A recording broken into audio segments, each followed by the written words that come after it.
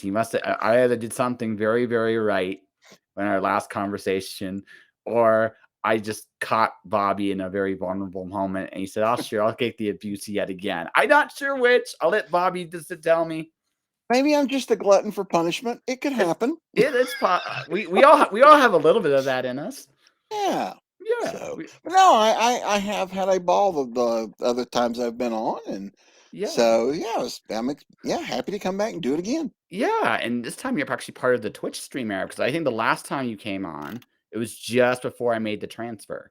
That's correct. Yeah. Yeah. Yeah, just before. So it's like, and we always said, we would do this properly when this was really rolling and going. And here you are, brother. Here we Welcome are. back. Yeah. Yeah.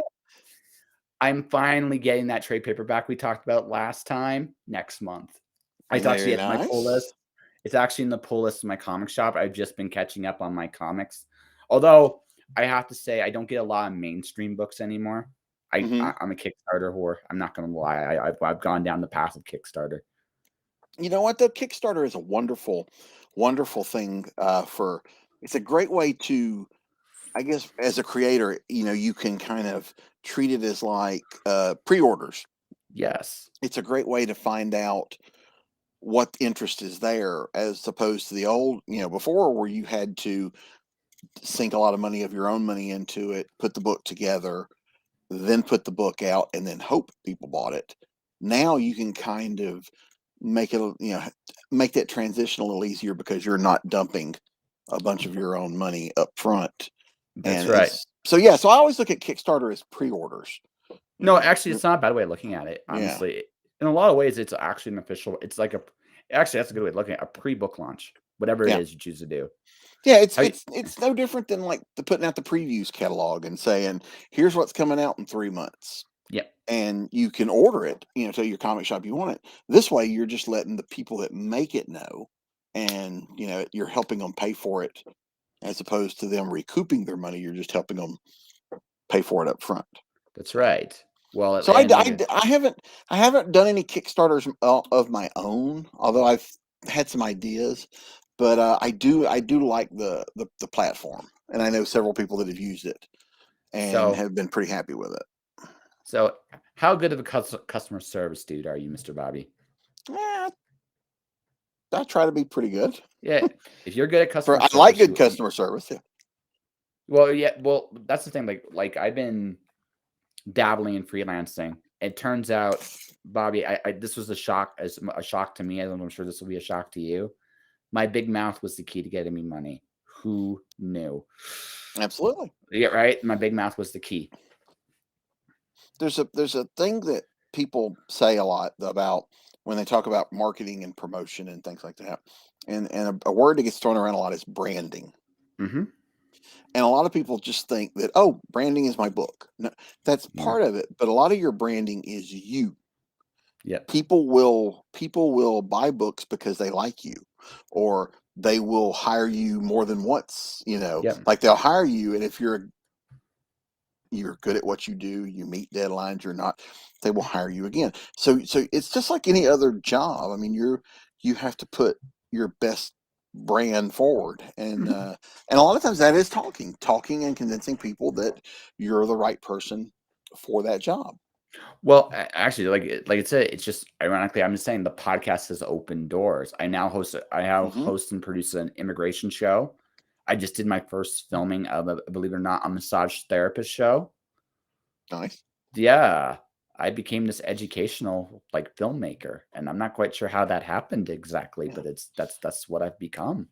Right, because with this show, you're Yeah. in people's phone or house or whatever, wherever they're listening to it, on a fairly regular basis, so people feel that they get to know you.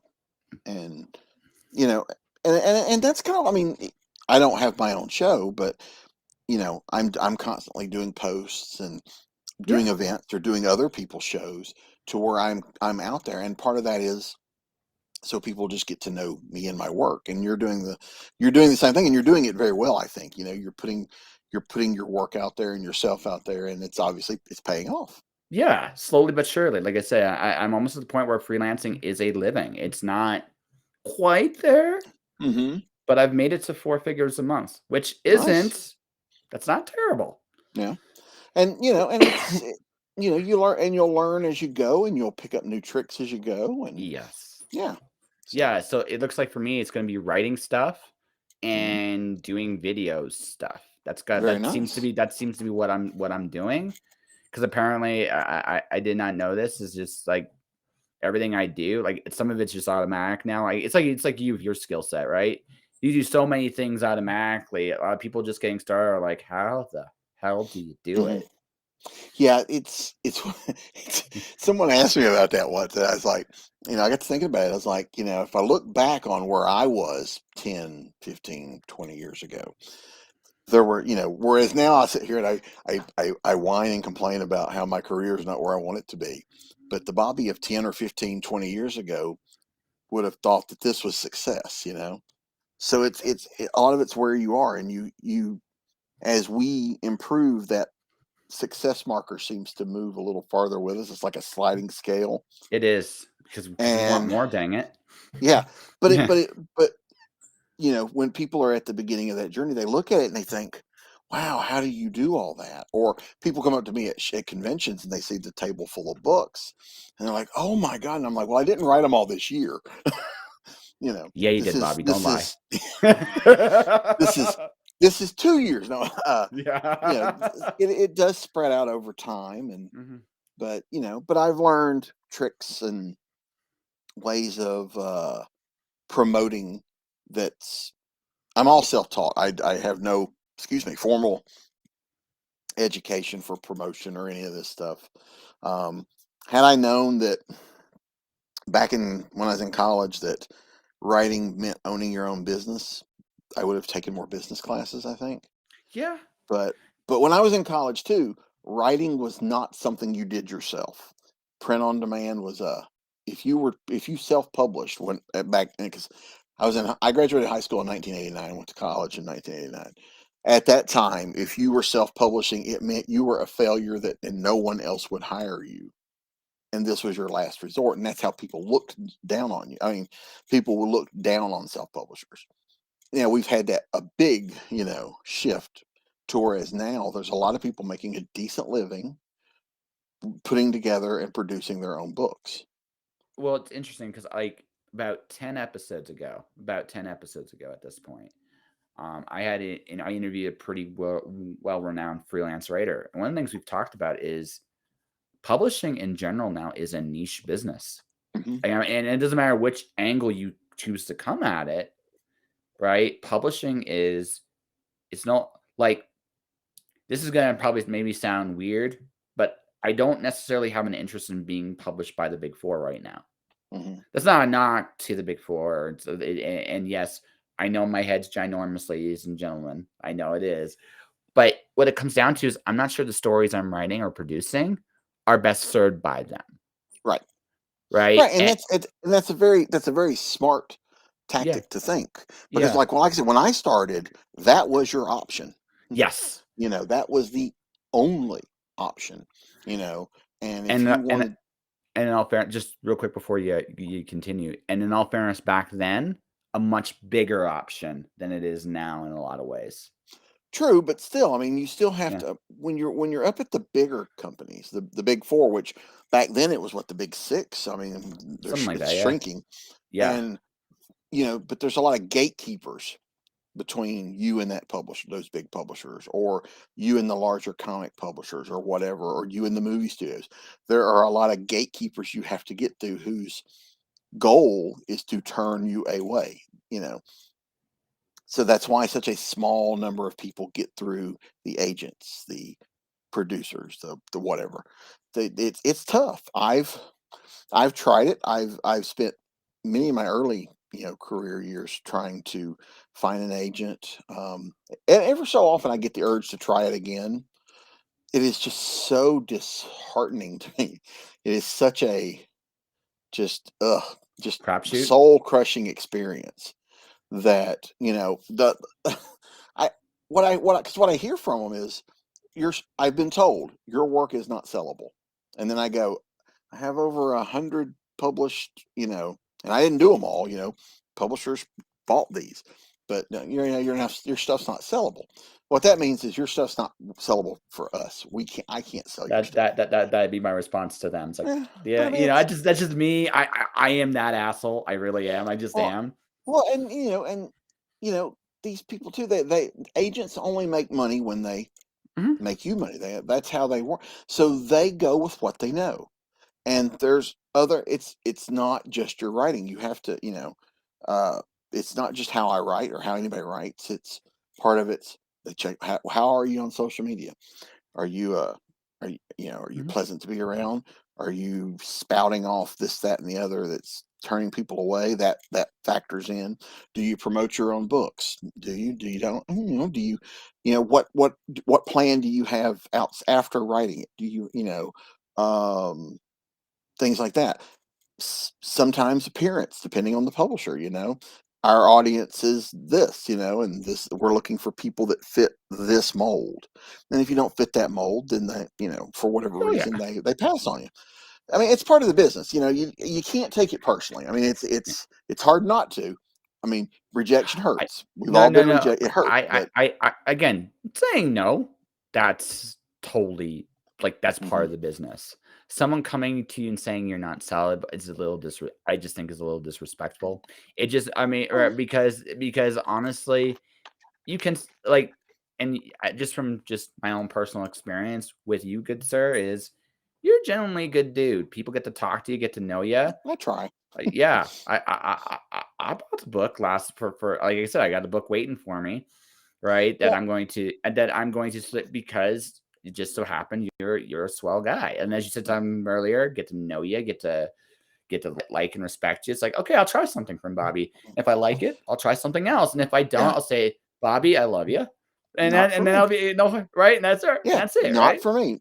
Yeah, And I get that. Yeah, not every book is for everybody. And yeah, but I have sold books, from people mhm, just because, man, I see you at these conventions all the time. Let me get something. There must be something to you. They keep inviting you back. Let me try something. Or mhm, so, and I'd love to say this was a big plan, but when I started, and I started in comics. Comics was my goal. I wanted to write and draw comics. Then I turned out that I couldn't draw, so I wanted to write comics. And so that's where I started. So I started going to conventions. We were doing little fanzines, and some of my early days we were doing these where we were printing them out on the printer, had the stapler stapling them together ourselves. You know, little ash can books. That I mean, we did all of that, and I would go to cons, and so I'm there trying to push these and talk to publishers and all this stuff. And I don't know what made where it clicked, but I started watching the professionals who had tables and seeing how they handled things, who does what. You know, if you meet this creator and they're like, man, that's a great creator.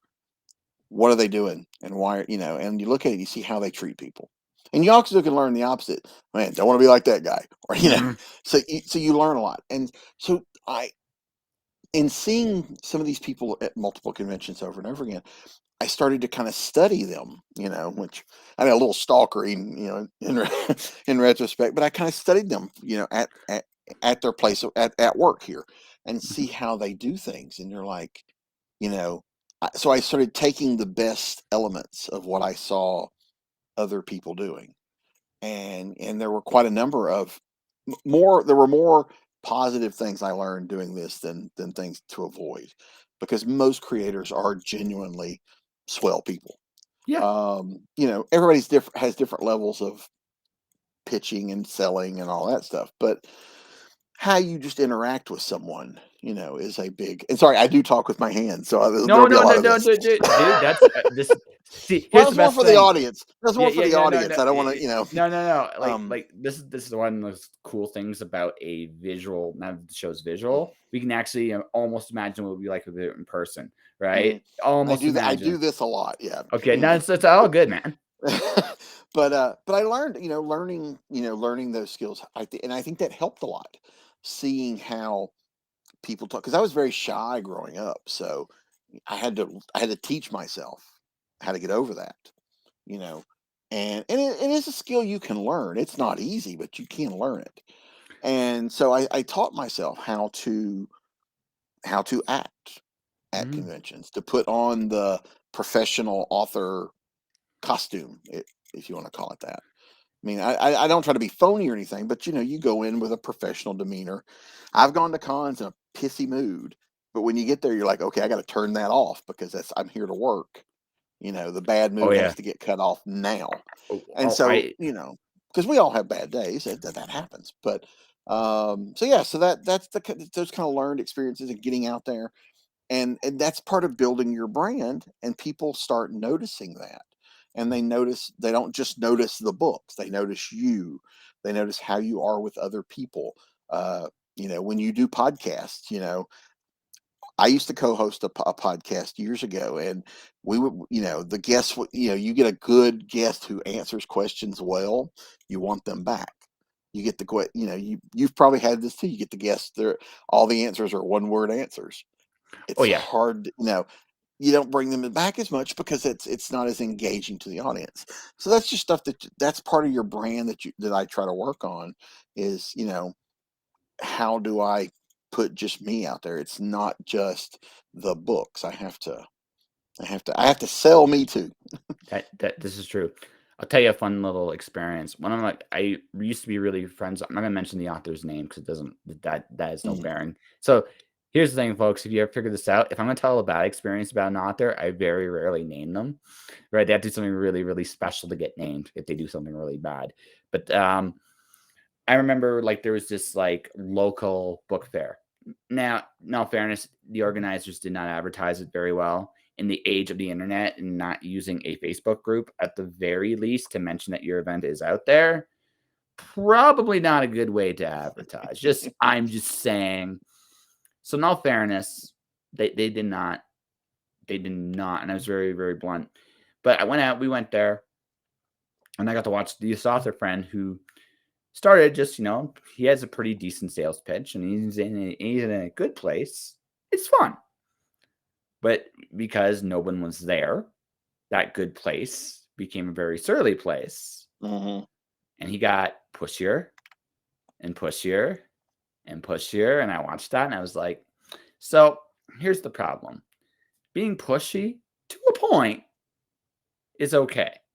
You gotta assert yourself a little bit when you're in an environment like that. But if I feel like I'm being bullied into looking at your stuff, I'm probably not buying your stuff, Right.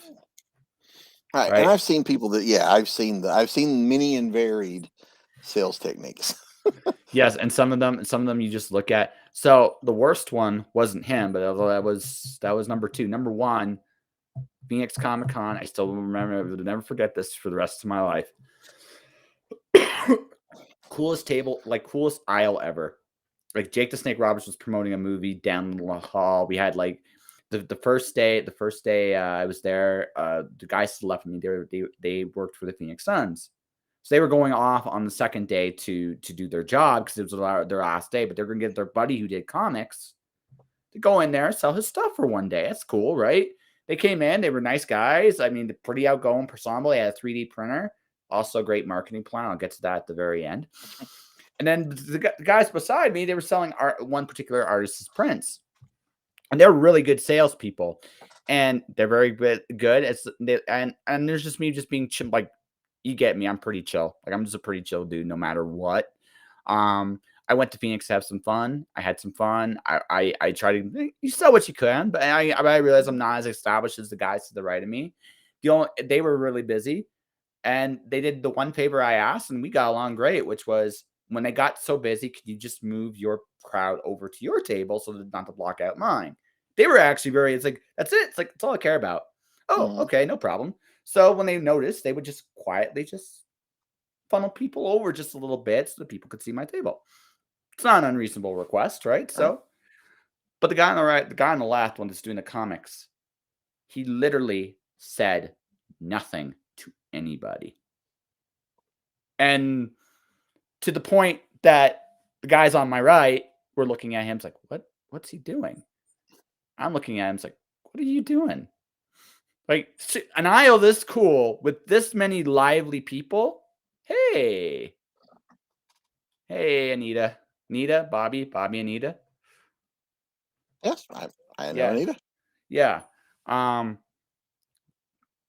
you're right. It's just like, why aren't you just talking? His comic wasn't bad.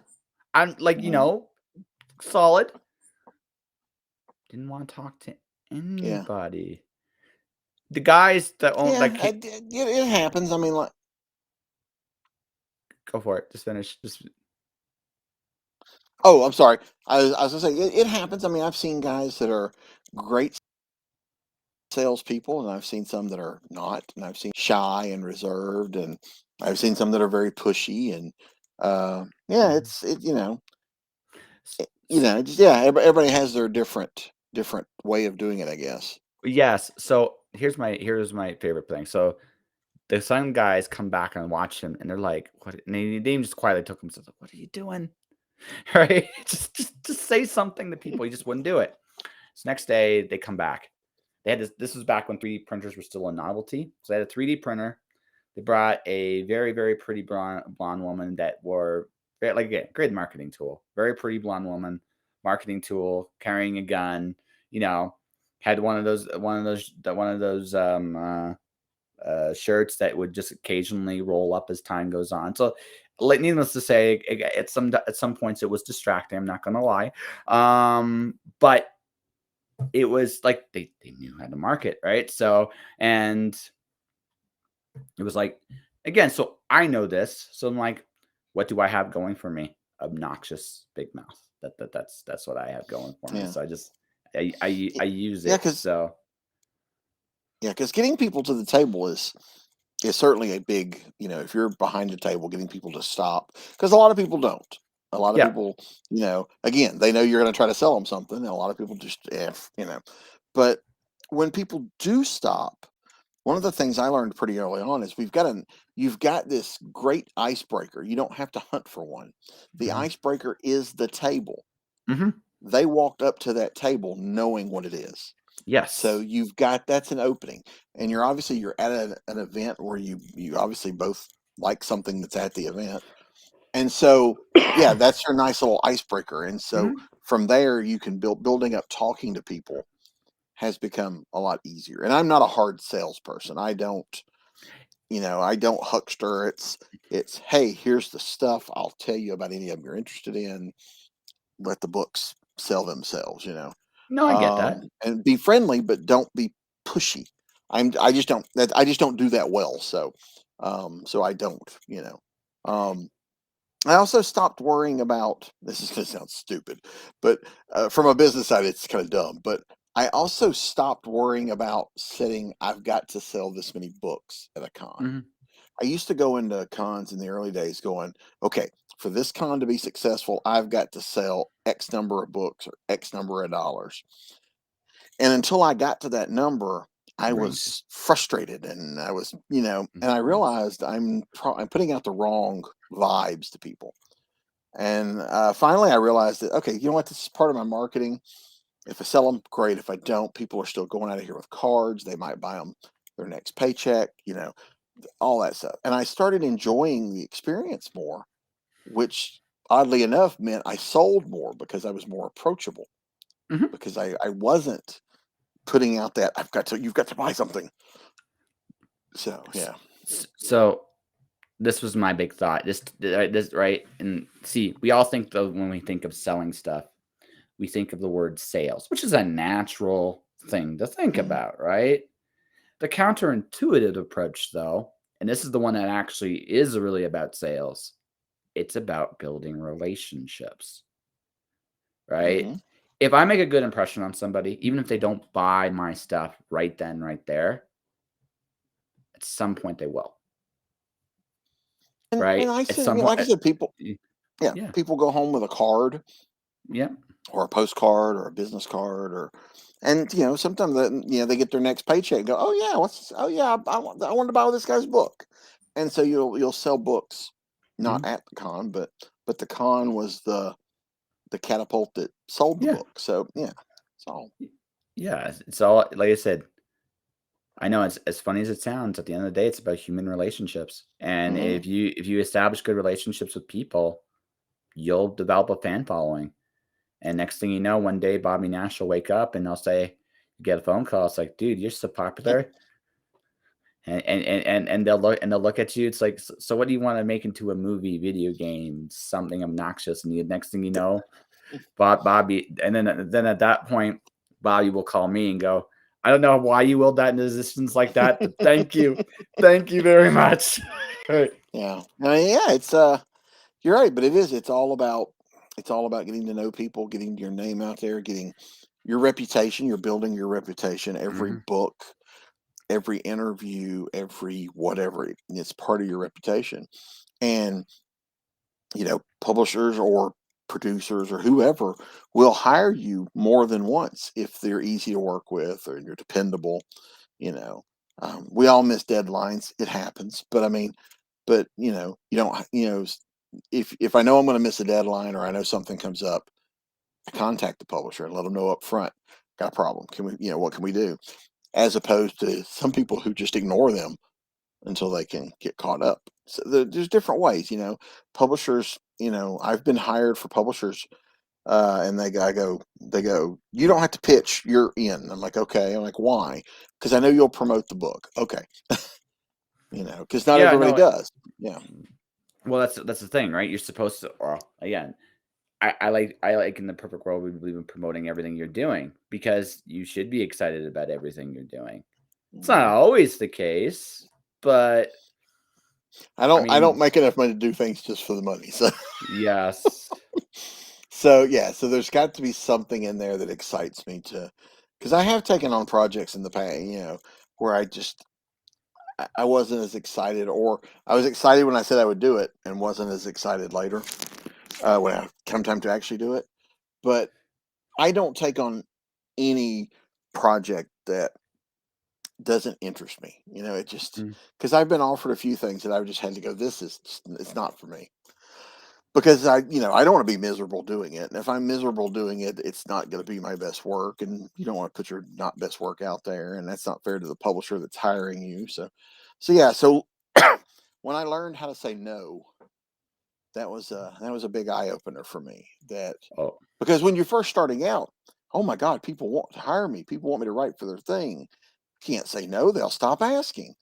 And eventually you realize that there's a lot of power in no.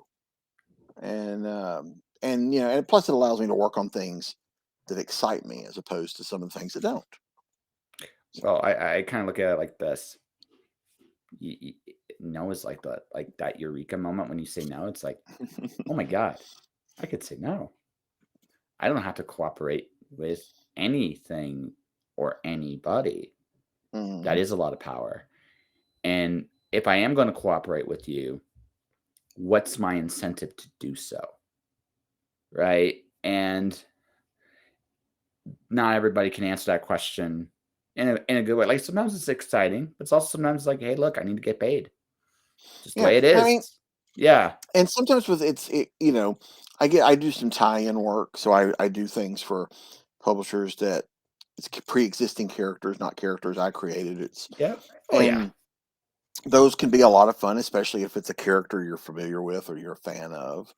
I've done some I've never heard of until I was hired, but I've done a few that I've been fans of, and I've turned down some that go, I'm just not the guy. This is, Oh yeah. um, the big one for me. There was it was to be do a Sherlock Holmes story, but they wanted it in the style of the Conan Doyle's, where it's Watson telling the story, and I just don't write that way.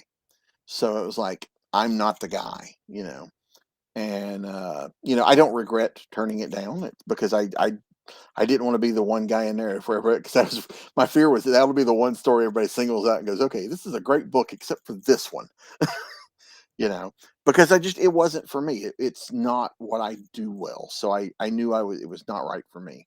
And so being able to say, And "Nah, not for me." So, and that's cool. Like, and here's the other thing too. This is the other thing as I've gotten older and realized it comes out. It's not just what you will and won't do from a stylistic point of view. I just also there's to some degree it's a personality point of view too, right? Not every project's for you. Not every person relationship you want to develop is for you too, Mm-hmm. Right. Some of them just aren't. And what you realize is that when your core values are different, or what you feel are very different, then at that point, you make a choice like, do I stay in this and be miserable, or do I pivot away from it? And what I have often found is when I pivot away from those relationships or those deals or those opportunities, I get ones closer to what I want. Mm-hmm. Right. So sometimes in Right, that, and there's yeah. no, go ahead. Oh, I was gonna say, yeah, and you're right. It's there are some things that you just, and again, it's not that you hate them or anything. It's just No. it's not right for you. It doesn't feel right. Conversely, because we spend a lot of this is writing is a very process. Hmm. Even to write short stories, it's not like I can knock it out in 10 minutes. There's a lot of the process. I mean, as a writer, I work 10 to 12 hours a day.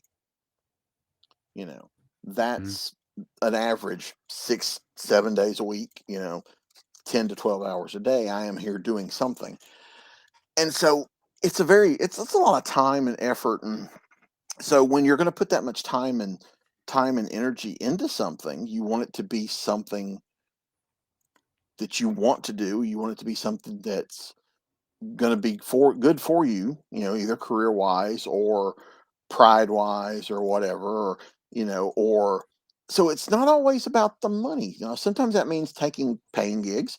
Sometimes it means, what, this writer over here has invited me to be part of something, and I'm a big fan of that writer, and I want to be part of that, you know.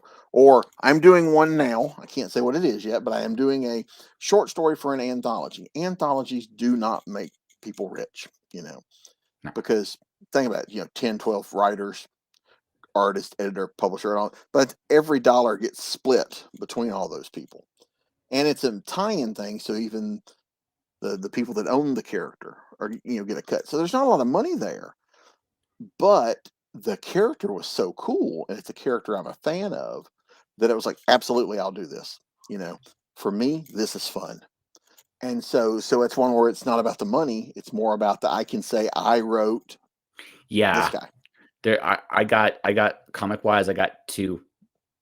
I don't care if I ever did another story. I just like, I did it. I done. I've done it.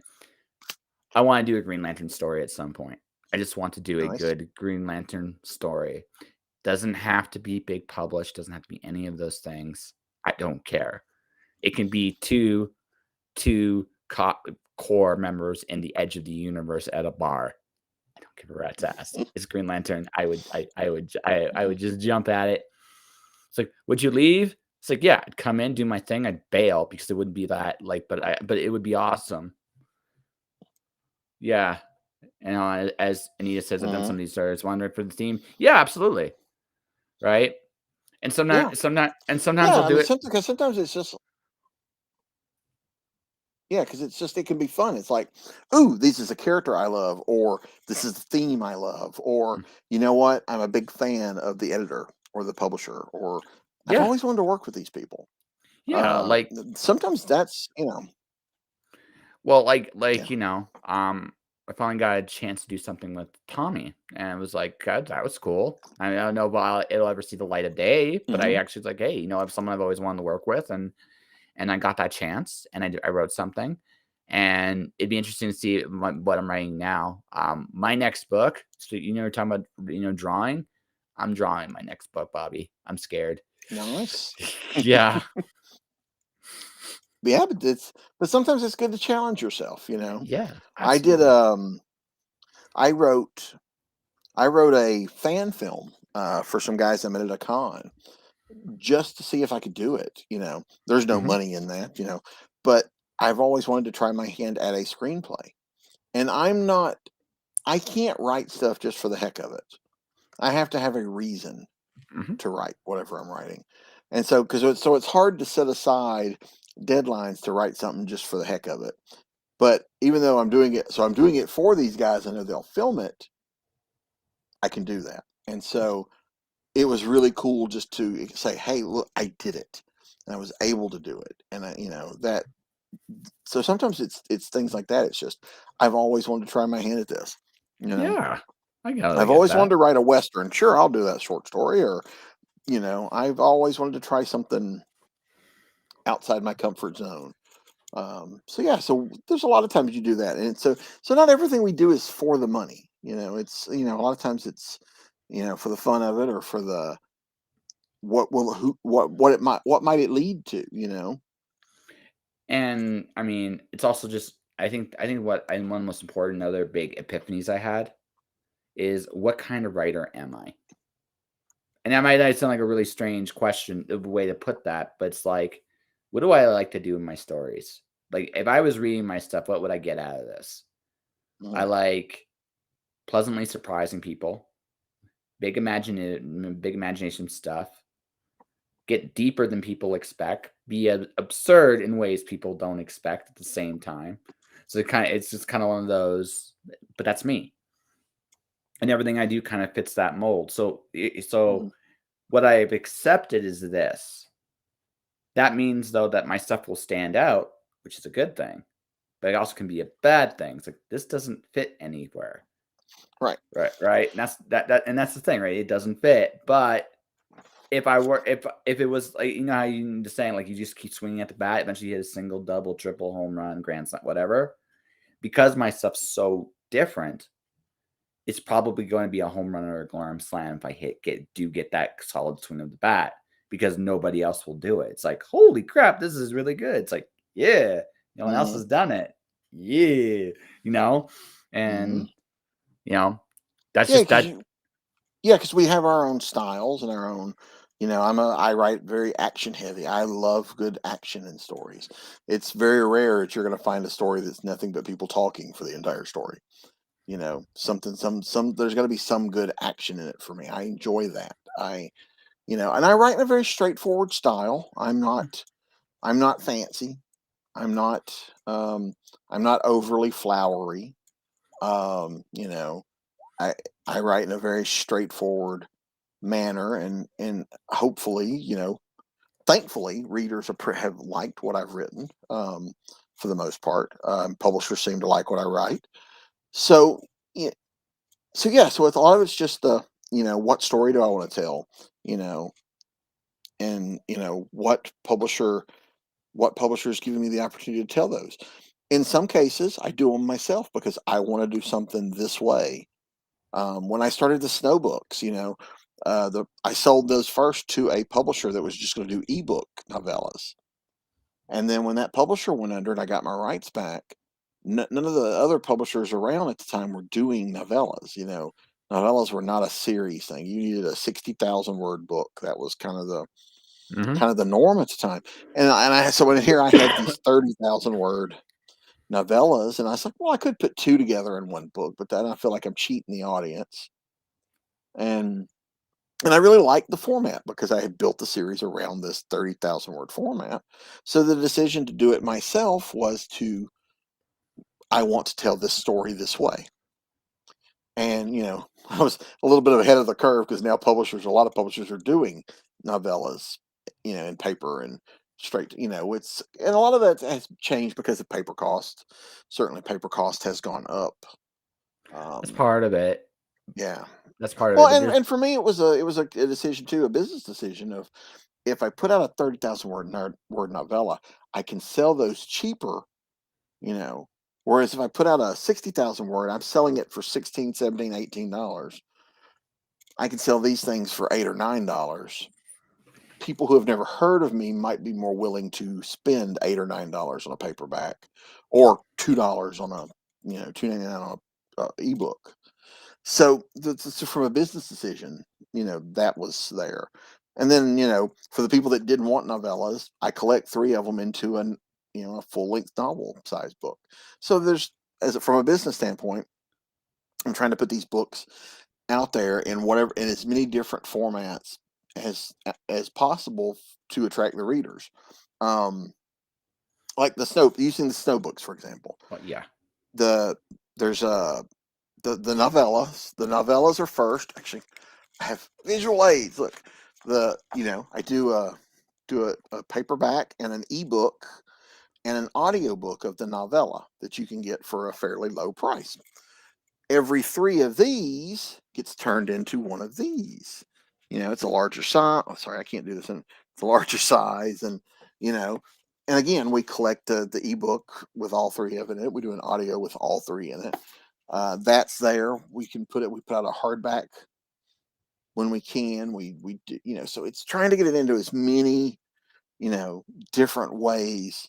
That way too, if someone doesn't want to buy the novellas but they like the collected, fine, you get them in collected. You buy it once a year instead of 3 times a year.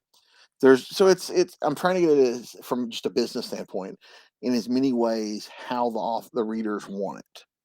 And it's a little extra work at times, but I think it's totally worth it, and I think the audience appreciates that they can get it in a way that works best for them. So lots of different random thoughts here to unpack. First off, I have your tagline. Are you ready? You want to hear my think your tagline should be? Bobby Nash, dime novelist. Oh, yes, the modern day dime novelist. No, but see, much like you, I'm in love with that format myself. Yeah, it's very much what I'm doing is very much. I know this is a word that gets thrown around a lot, but it's very much the pulp style publishing. These are, now granted they're not as cheap, but you're, those guys in those days, and I'm not talking about the characters, I'm talking about just the publishing in general. The pulps, they put out stuff fairly quick. It was easy to read, and you people didn't really think of it as collectibles at the time. No. And so I mean, I'm hoping people will hold on to these books for a while, but if they don't, that's cool too. But yeah, that's kind of the publishing format I'm thinking of when I do my own stuff. Is here's a good read. I hope you enjoy it, and that's all I want is for you to enjoy this. If you want to come back for the next one, that would make me very happy. But so I try to put it, I try to do it that way, and it's very, like I said, the pulp stuff very much came out of the dime novel. Write it, get it out there, tell a good story, tell an exciting story, and then you move on, you do another one. And that's kind of what I do with the books that I self-publish through Ben Books, my press. But I still treat the other books I do for publishers the same way too. It's I just want to tell a good story and see what happens from there. All right. So for me, it's Japanese light novels. Mm-hmm. I like, again, they're about 30,000 words, much like your stuff is. They come with prettier pictures, because that's just by their nature. But I also love the interaction of like it's. See, again, I think we're again much like you. I love the old dime novel format. Robert Heinlein, pre Stranger in a Strange Land, was the master of the dime novel format. He would do a 30,000 word novel, whether it was The Puppet Masters or Moon is a Hearst Mistress or Friday or any of those, right? He would do these short little takes. My favorite stuff, if you really want to go back, you're probably pop when I say these 2 names: Michael Moorcock, Roger Zelazny. Mm-hmm. And these guys wrote these things quick. Yes. These guys didn't, sometimes I think I'm quick if I write a book in a couple of months. What I do in a month or two, these guys were doing over a weekend with a typewriter. Mm-hmm. So yeah, they were get the story done, get it told, get it to the publisher so I can get paid and I can pay my rent. Mm-hmm. It was so yeah, sometimes I wish I was faster, just but I try to think of that mentality. It's like, get it done. Don't write when the mood hits you. Make the mood hit you. Sit down, get started, and keep working. And so far that seems to have worked for me. I procrastinate a lot. That's I'm a writer. I procrastinate. That's just what we do. But once I get going and I get into the story, I generally am okay. It's just getting me started, because what's that old joke? I'm a writer, so today I will write. But first, and you can just fill in the blank there, because it could be any number of things you decided or you're going to do first, and you never get around to writing. Yeah, no, it happens. I actually have to finish a freelance article. You just reminded me I gotta do it, get that thing done because I too. But again, it's not that you're a procrastinator, it's just you get caught up with everything else you're doing. I do this Well, is no, I procrastinate. It's like I yeah. sit down to work and I'm like, okay, I'm here at my laptop. I'm going to work. Let me see what's going on Facebook. Okay, did that.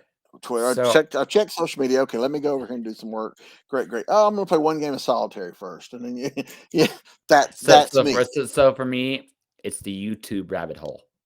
Oh God, Yeah.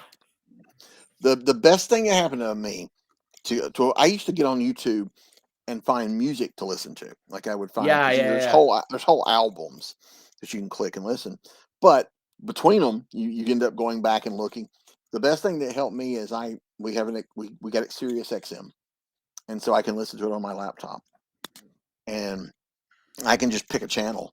There's no commercials, so that doesn't interrupt you, and you just pick a channel, whatever type of music you feel like listening to that day, and just go to work. And it becomes background noise after a few Mhm. minutes, but it's not bringing you out because there's no commercials. They're not stopping the music to, you know. So that way, when they play commercials, the commercials are always louder, so that breaks your concentration. And this helps me keep a little more focused because I'm not getting interrupted as often. Yeah, so I made a conscious decision this year. I don't know if you've noticed this. I'm not on Facebook quite as much right now, Hmm. and I'm not going to and that's gonna maintain. I'm just in light of just some of the COVID talk that's still going on, right? It's like, you know what? I really don't. I just don't. I mean, I have my opinion, but I just don't have the energy, and I don't want to get sucked into that little. Right. Well, oh, I get that. Now I'm on there a few times a day because Oh yeah, it's part of my marketing. I just don't, I don't get into those kind of, okay, I can scroll past things I don't like talking about. yeah, no, no, But yeah. yeah. There are days though. I just realized like depending on what happens in the world, you can literally see how everybody. The United States' reaction to COVID and Canada's reaction to COVID are. Hold on a second here. Yep, I totally get that, Anita. So what I do, this is what I'm just gonna say what I do. I do my motivations for the day because for whatever reason, but again, people like reading my stuff. It's like it's cool. If I'm releasing a podcast, I show my podcast releases. I Hmm. I hype up the stream whenever I can, and the rest of it is just simply.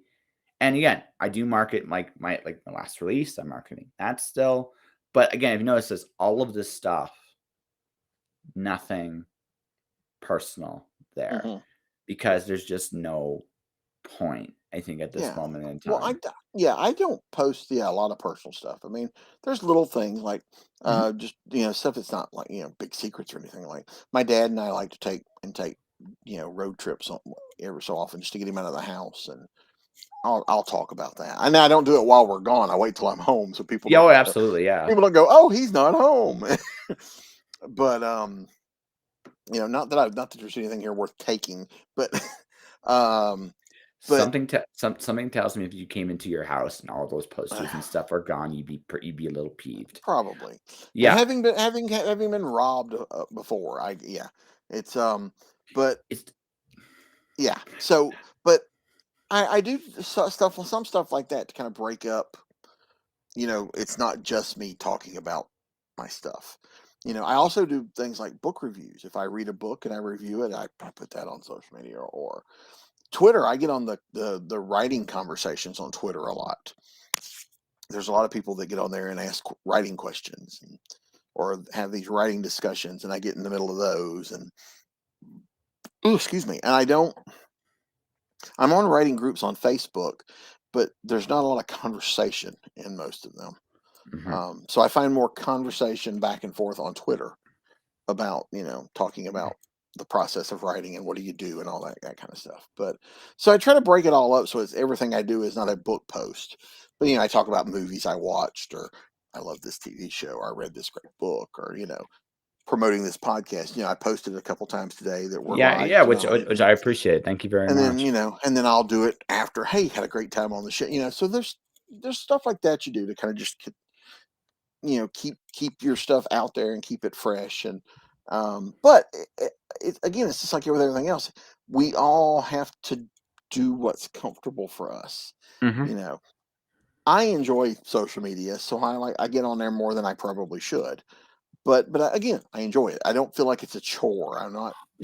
I like getting on there, seeing other people's posts and responding and conversating. I don't get into arguments. So I do see a lot of people posting the same stuff you're saying you're trying to avoid, and I just kind of just keep scrolling, and or if that's all they talk about, you're gone. I Yep. just don't need that in my life. And so, but from a business standpoint, I do get on there a few times a day so I can kind of talk up different things Oh, or absolutely. so it's but again, it's all part of the business. It's we have to kind of plan because if it'd be easy like I said, the rabbit hole, you can end up on there for 3 4 5 hours and not realize it. So there has to be some kind of business planning, and it sounds like you've got it, what works best for you. Yeah, absolutely. No, So, you just recognize the fact, like, I generally didn't get riled at social media at all. Like, politically, I'm an atheist. That's how I look at it. So that's my answer. And anyone goes, "What does that mean?" It just means I don't trust any of them. So it's just like I'm an atheist. There's no left, right to me. There's just that yep, shit and shit. I mean, that might sound really, really, really simple, but honestly, yeah, I've seen nothing to go by. So I don't get caught up there. yeah, Celebrities, I don't. I mean, don't get me wrong. I get that they're people, but because they're people, I'm not gonna just worship. Like, Betty White's hmm death meant nothing to me, and not because I don't think Betty White's a bad person or anything like that. It's just I don't know Betty White. I never right. got to meet Betty White. I've never met her, but I was a fan. So And there's so yeah, so there was that.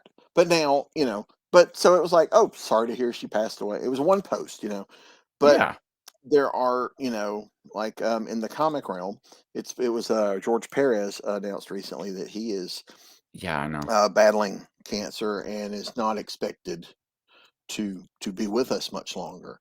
And now you That want to see me blubber the no, no. day George is gone? I will too. But I met George. I Right. actually Well, got to I meet. oh, I I well, I got to love meet. George. Yeah. Yeah, he's such a good. No, no. For those watching, listening, here's the thing: George Perez might legitimately be the sweetest person in comics. Legitimately. Yes, absolutely. I would Yeah. not. I've known George for years. We met at cons, and actually, I'm in one of his books. He did that Crimson Plague book years ago. Oh, yeah. I'm in Really? I'm in Yeah, that's issue cool. 2, taking pictures of dead bodies. And I'm in the poster. My headshot's on the poster. Nice. But George is when I talked earlier about when I would started doing conventions and I was watching people, Oh yeah. he was one of the ones that I really glommed onto. It's like, this guy, and again, it's just genuinely him. He's not putting on an act. This is Oh no. him. So But I it's so but watching how he interacts with people was a big eye opener for me, and I modeled a lot of what I learned off of watching so so here watching him. so here's my George Perez story. He's drawing for the Comic Book Legal Defense Fund. He's drawing as a Tama.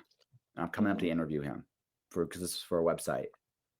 And he goes to me. He hadn't met me, didn't know me from Adam. He was he had one of those, like, he gets that one of those almost those anxious, do I or don't I looks on his face. Like, if you ever seen George work, you know what I'm talking about. He goes to me, "Do you think Satana should have a top hat?" I was speechless. Who the fuck am I to tell George Perez what to do? Right? He asked me. That was my Yeah, first like legitimate thing meeting George. And then he's like, I'm gonna put the top hat on anyway. Is that okay? I yeah, said, Yes, George. What am I gonna yeah. say? No, like, right.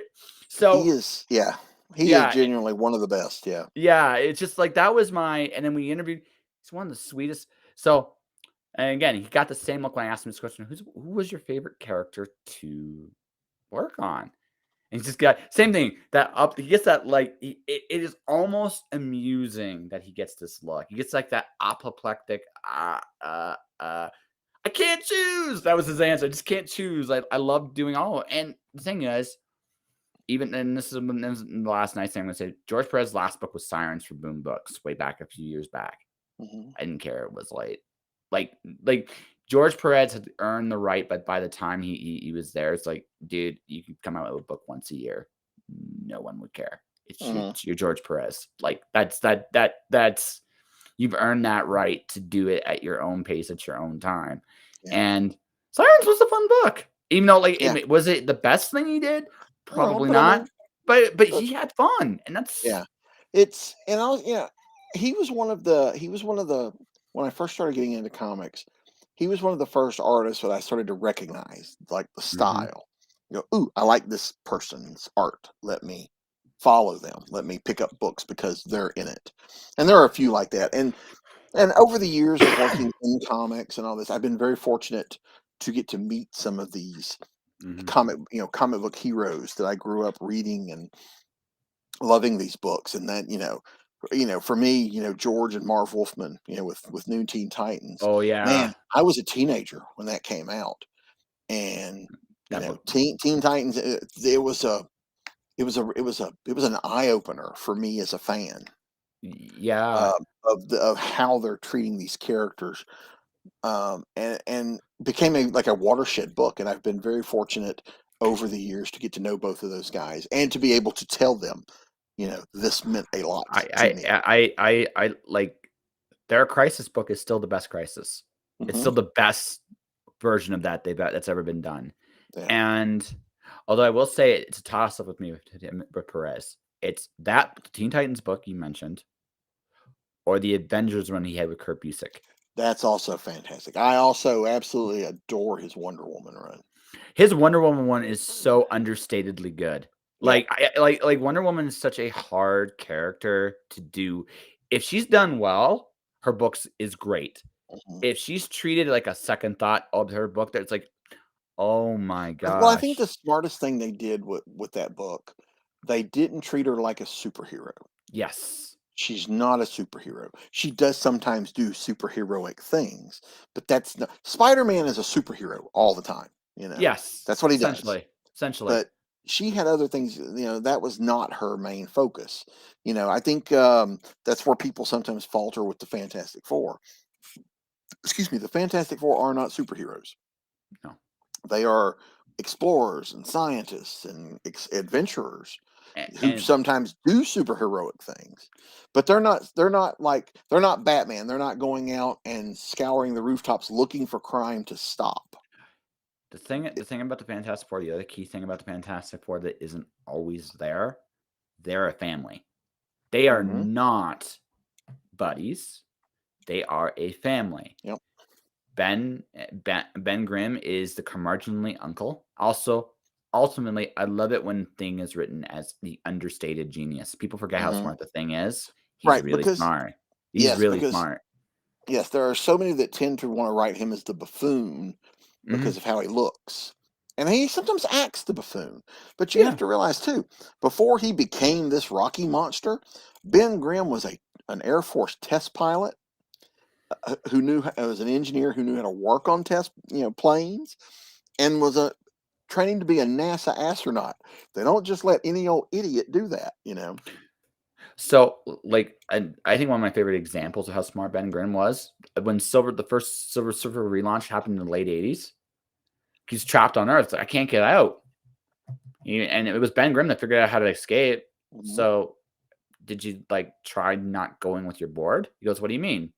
Well, it's bound to both of them, right? But if you separate them and take them out one at a time, you might get out just fine because it's designed to pull both of them in, not one of them, right? So, okay, it Mhm. worked. Ben Grimm was a genius. Yeah, Ben, He yeah, 'cause Ben is yeah, a very smart. Ben is a very smart guy, but they also, when he was created, they wrote him as this bombastic kind of the yeah, curmudgeonly uncle, like you mentioned, yeah, almost Archie Bunkerish in a way, in the way he kind of growls, or actually he's very much Jack Kirby, that growly cigar chomping. I mean, really, the Thing pretty much is Jack Kirby, yeah. and but Good a lot plug of right people there. just kind of a lot of Yeah. people just kind of glommed onto that, the fact that Yes. Ben spoke and he didn't say that his pronounce his G's, or he'd say, yeah, blasted, instead of, things like that. So people just started to say, oh, he's dumb, but he's not dumb. There's a, he compared to Reed Richards. Yeah. You know, but everybody in that book's dumb compared to Reed Richards. Well, here's the thing. I don't know, like Reed's kind of on another level, but not by that much. It's not like Right. it's not like it's Well, here. it's a different Yeah, kind of smart. yeah, Like yeah, no, Reed's is out there. You see, Reed's yeah, is not hidden. Ben doesn't flaunt his. yeah. No, he tends to It's surprise. He tends to surprise people. yeah. Whereas like Johnny is also not dumb either. Sue's a Mhm. badass. Might be the strongest woman in all of Yep. comics. All of comics. Not just. She put the Hulk to sleep. Like seriously, she put the Hulk to sleep. Like Mhm. that's She could kill anybody. You know, yeah. a little invisible force field inside your carotid artery, make that sucker expand. You know. Yeah. Like I said, I watched it. Like they actually did that. It's like who can stop the Hulk? Stu just put him to Mhm. sleep, and it was like, Yep. Put a don't. force field around his head. Yeah, When the air is gone, night night. yeah. That's it. It's just like, oh, so what happened? Just don't mess with Sue. Yeah. Just don't mess with Sue. And they've over the years have continued to grow. Like I thought it was brilliant when they started using her the force fields to make it look like she could fly. Mhm. You know, because they would we you know because in the real I mean we in the comics see the invisible force field because they draw the lines, but in the real world, if the force field is pushing her along, it looks like she's flying. Yeah, And so I love that they've come up with these interesting ways to, you know, improve her power and use her power in and she's ingenious ways because, you know, in the early days she just turned invisible. yeah. No, it's just like once he gave her invisible force, it was like so she's busted. Like that's what she Hmm. basically is like. She's busted. Like nobody can touch her.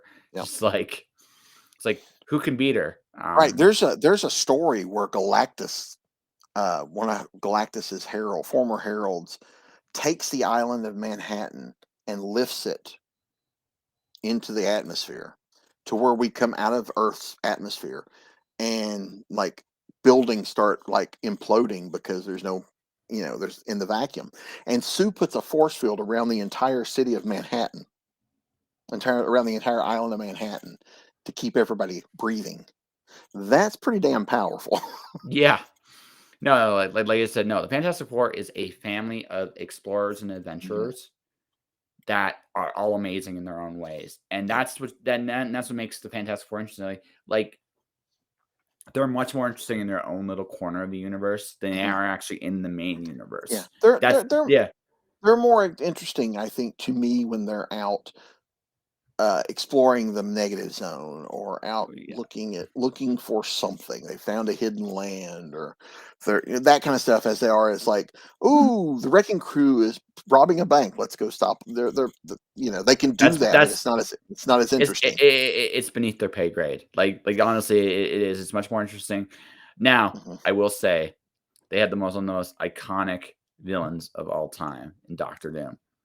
Right? And I love that Doctor Doom, even after all these years, still talks to himself in the third person. It still Mhm. pops me I mean, shouldn't as much as it does, but it's just like he still talks to himself in the third person. Yeah, He's legit scary, but at the same time, there's that little bit of he's and got an ego. and Yeah. also technically part of the family Yeah. because he and Valeria have that connection. So it's there's and when they're written well, the Fantastic Four really pop. It's a tough one. There's some people that have not done them well, and there's some that do them There's extremely well. they're just an evolved concept of challengers of the unknown for DC. Hmm. They took the challengers concept and kind of just made it better. Yep. And Well, same guy created both of them, so or was yeah, that's involved with creating both of them. yeah. So So I mean that's basically what it is. Like the challengers is like the mm, first level of that, and yeah, Fantastic Four is the second one. yeah. But I do look forward to us finally getting a good Fantastic Four movie. I know that's coming. That's in their phase 4. I still think as cool as because we've had 4 Fantastic Four movies. None of them mhm. were that good. The first one's okay. I'm gonna say like, and I'm not You talking talking like about the Roger Corman first one or the one that had like Chris Evans in it? the one that had Chris Evans in it. The Okay, that first was one's okay. So technically, that's their second one. okay. Yeah, it's okay. It's Yeah. okay. I'm not gonna say it's like it wows, but it was true to form, right? It was okay. Yeah, Yeah, I'll give you yeah, okay. yeah. Um, but I'm not it's not saying something fuck. I need to. Yeah, it's not something I need to go back and just keep rewatching. So, but so yeah, and I know we're getting into the Marvels now. And so I'm more hopeful because they've rarely let me down. Even the Marvel movies, I have not enjoyed as much. I still enjoy. Mm. My least favorite ones are still good movies. Um, but I don't know. I almost feel like the Fantastic Four would work better over 10 episodes, 10-hour-long episodes. See, I think if they do what they did with Captain America, it'll work. Which was this: they take their origin story. So anyway, I think the first movie should be, if they're gonna do this, they go out into outer space toward the end of the 70s, right? They get their powers and they have to figure out how to survive in outer space for that, and that's the first movie. Mm. They only come back to Earth now, like Oh, yep. an abandoned a spaceship thought to be lost is now back, Mm. right? So now you have these iconic explorers that have been farther in the universe than anybody else, maybe, right? Yeah. That would be interesting. That's how It I would sa- do it. it sounds good, but I can't see it happen. Yeah. Just of how the movies get made. That's like I see all these people going, no, no. If you're going to do a Fantastic Four movie, it needs to be set in the '60s. I'm like, well, in your head that sounds great, but comic fans, the people that buy the comics, the Fantastic Four comic book, if you take that number and then you take the people that were going to go watch the Fantastic Four movie, you know, bigger chunk. They're not going to make the movie for just these people. No. You make the movie for everybody. You have elements in there, and this is what Marvel does really well. You have the elements in there that guys like me who grew up reading them goes, ooh, and you fall in love with that. But your modern audience does not care to a point. I mean, and I'm talking non-comic fans. They do not care about seeing them set in the past, especially anyone under the age. I run into this all the time with my books. I write books that are, that are set in. We did one book where they wanted us to do a young adult book, but they wanted it set in the '70s, and I argued, but I lost. So I did the book set in the '70s, and they couldn't understand why the young adult audience didn't glom onto the book because the young adult audience were all born in the 21st century and they don't give a shit about anything that happened last century. So For the most part, for the they most, don't care. I no, have you're right. I have cousins and cousins that are 20 and 21, and you talk to them about stuff that happened. This is a great movie. When was it made? Oh, it was made in 1990. I don't care. It's they dismiss it because it's old. Mhm. I'm not saying it's right or wrong, but these are things that, like, when you're creating this stuff, we have to think about because yes, I agree. A movie set in the '60s or '70s with the Fantastic Four would be awesome because that's when they were created. But you know, there's also a reason the new Spider-Man movies are not set in 1960 because Okay, Spider-Man's fans are younger. but okay, so let me throw you the counter argument to what you're saying. Hey, thank you, Trisham. Thank you. Yeah, you're right. But here's the thing. Like, here's the um my thought to you, and this is my counter argument, and I say this with a little bit of shame. So, do you remember the Green Lantern movie? Yes. It hurt a lot to Mhm. watch that, right? I'm a Green Lantern fan, and that hurt. To me, I'm like, oh no, I've lost No, him. no. It was me. I fixed it. So here's what I'm going to say. I'm going to start from my story from the beginning, and then we'll go. The Green Lantern movie, it had one big serious concept issue, and that was this: it had a great cast, but it was an information dump, not a um, not a good movie. And I feel a concept like the Fantastic Four. By the way, are you there, buddy? Hmm. Yep. Okay. Your picture has not moved since I've been back, so I'm just kind of wondering if Ah, someone's nope, okay. I'm still here. Okay. So the thing is, when you get right down to it, the Fantastic right, the Fantastic Four has the same problem. It has a lot of information, a lot of history, a lot of backstory. You try to tell it all at once, it's going to blow up in people's faces. But if you try to do it, but if you split the information, like I look at Captain America as a really fun, successful movie, simply because they did focus it way back into the past, and it worked because they gave you a good character story about Steve Rogers, right? They didn't give you a they didn't give you a they didn't try to, mess with you in the sense of trying to give you Captain America getting frozen and then coming into the real world in the same movie, because that's what happened. The Green Lantern movie was Hal gets ring, Hal kind of fights Hammond, gets sent out in outer space, gets trained, fights Parallax, sees the next kind of go bad. And this is all one movie. And you Hmm. look at that and you're like, talk about shooting your load. And also, I hate this movie and I'm a Yeah, Green Lantern fan because yeah, yeah. yeah. But it also, I mean, yeah, the Cap worked too but Captain America is tied to that point in time. Mhm. Captain America is tied to World War II. And I would have said at one point, Wonder Woman is tied to World War II. They made her movie World War One and it worked. So I was wrong there. But Captain America is tied to World Mhm. War II. So, Yes. whereas they could very well with the new Fantastic Four movie take a page from how they did Spider-Man. The new Spider-Mans, we have not seen his origin. We're just told he's there. Yeah, oh, yeah. We've had 4 movies that have shown us the Fantastic Four's origin.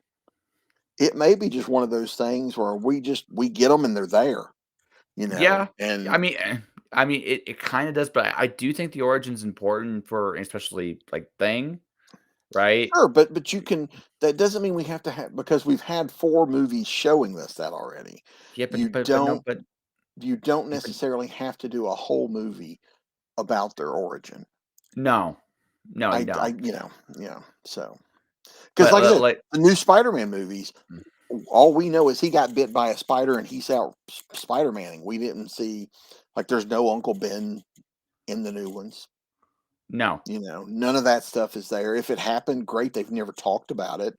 We just know he got bit by a spider and gained powers, and we're off to the races, and yeah, they've made it work. You know, they could yeah, do. They have not had to. So they can do that where they're not giving it. They don't have to do a whole movie origin no, for every character. no, they don't. I just do think in the case of the Fantastic Four, the big issues where have they been? I think that's why the origin works here. Again, this is just my opinion. I could be like totally like on something instead of Mhm. onto something, but it's Well, I just don't get me wrong. I don't think it's a bad idea. yeah. I'm just thinking of it in terms of the business of why Mhm. I can see it never happening. Yeah. But I do think where they work best, I do tend to agree with you. They do regret I think they should be a season on television, or that could be a season like Mhm. a series show. That could be like Yeah, the closest thing Marvel could do to Star Trek without actually yeah. being Star Trek, in the sense that they can go explore, do different things, kind of be Have again, time to family stuff. have time to tell that story. Because again, Mm, you're looking at least 4 characters, the 4 main characters, not to mention whatever. You have to trying to get all that into one movie, and that's part of what's hurt the other movies. You're trying to give backstory, origin, and exposition to all these characters.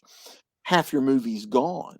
I think over the course of a 6 to 10 hour episode, like Falcon and Winter Soldier or Hawkeye or something, I think you could tell a better Fantastic Four story that way. But again, that's just like you, but that's my opinion. I mean, they're going to do what they're going to do, and I'll probably enjoy it. But well, I'm really in an interesting spot right now in that I am actually taking a break from Marvel after Avengers Endgame. I decided that I was just gonna take a break from Marvel movies for a while, just because, I like them. They're great. They do some things really well, but after I realized that to get to Avengers Endgame, I watched something like 20 movies. and I'm not sure Well, I want to do that again, I'm kind of right? I'm kind of glad I didn't say anything about the Spider-Man then, Yeah. because there was I could have said something there, but a spoiler. Well, Because no, it's all good. No, no, yeah, yeah, like here's the thing. I know some of what they're doing. It makes sense. The Spider-Verse is actually one of the coolest new ideas in Spider-Man. yeah. And yeah, yeah, But and there that's really not an MCU movie though. That's a little different. well, no, no, But I no, but mean, I mean, the idea I do know, like the last movie, he goes back and meets some of the previous versions of Spider-Man. There's like right, a Spider-Verse right. esque. But there's another but there's another one before that is actually like the epilogue to Endgame that picks Yeah, up, or or and so many of the stuff they're doing on Disney Plus is tied directly into it because we've seen the snap and people going, disappearing and coming back in those. There's a really good one in Hawk. We see Yelena hmm just disappear and come back. It's instant for her, which was the first time we've seen it from a character's point of view. The snap. yeah. And but yeah, I mean, but like I said, you're right. There's a lot there. I am loving them. I've watched Oh yeah. everything so far. It's I grew up on this stuff, and it was like if someone had told me when I was a teenager, if someone had told me that people would be geeking out or the Scarlet Witch and Vision, That was like interesting. around, yeah, I did who watch would a little have, bit of that. That was yeah, interesting. That was but very House of comic yeah, book guys. A but little who would, very. but who would have ever thought that these guys or the Falcon would be household names? These were C-list characters in the comics at But best. But that's why they worked. yeah, That's but why they worked. I knew that the Marvel stuff had gone mainstream the day my mother called me. And so I answer the phone, we're talking, and she says, "Okay, explain this Thor guy to me." You know, at So that point, I knew we. So I in particular, like Thor is my favorite of the like when the next Thor movie comes out, I will Mhm, watch it in some form or fashion because I'm a Thor fan mhm, and I'm in it. The first movie is okay. I love the family drama stuff, but it's only an okay movie. Second movie, maybe the less said the better. I'm not going to say it was a great one. Ragnarok was fun. I loved Ragnarok was Ragnarok. so good and I, tied into the first movie mhm. so Well, well. and I'm such a fan too of Thor's cosmic adventures in the comics too that it was doubly, Mhm. thrilling for me to see him off world doing, because I talked to several people who only knew the movies that were very upset about that. That why is Thor in space? And I'm like, are you kidding? Of course it's in I've space. been waiting for these. Yeah. And I thought certainly Thor and Infinity War, trying to build the new, make the new hammer and doing all that. That's the Thor. As much as I love his superheroing stuff with the Avengers and whatever, Thor to me is out doing those kind of adventures. Mhm. No, for me, what I really liked about it, the guy who plays Thor is really good at Mhm, good comedic timing with the fish out of water stuff. The first movie and the last of it, but I also just like the thing that Ragnarok did so very well with that is they showed his growth. Like again, my mhm, favorite scene, it's something you can see on YouTube for pretty much for free. Him and Loki in that elevator ride. And Loki just talking, and Thor's like, we've gone our separate ways a long time ago, and I accepted it, and I moved on. And the fact of it, and then the next thing and they do their little scheme and trick and stuff like that. Loki goes to double cross him again, but this time Thor's like, mhm. I knew this was coming. Yeah. Like I just like, all right, I knew it was coming and got him. He goes, God of mischief, Mhm. you of all of us have become quite predictable.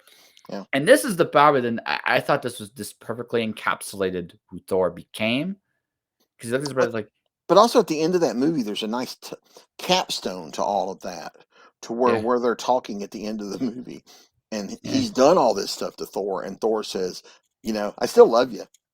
yeah, You're still my brother. I still love you, and th- it's one of those, and that's because brothers fight. That's what they do. Now Oh, they take absolutely. it to a whole other level where like they're trying to kill one another. But it's It's the nature when you're doing that kind of power and a little bit of a little bit of crazy, and yeah. both of them are a little nuts. But But it pays off too certainly in the next movie when Loki is killed in Infinity mhm. War.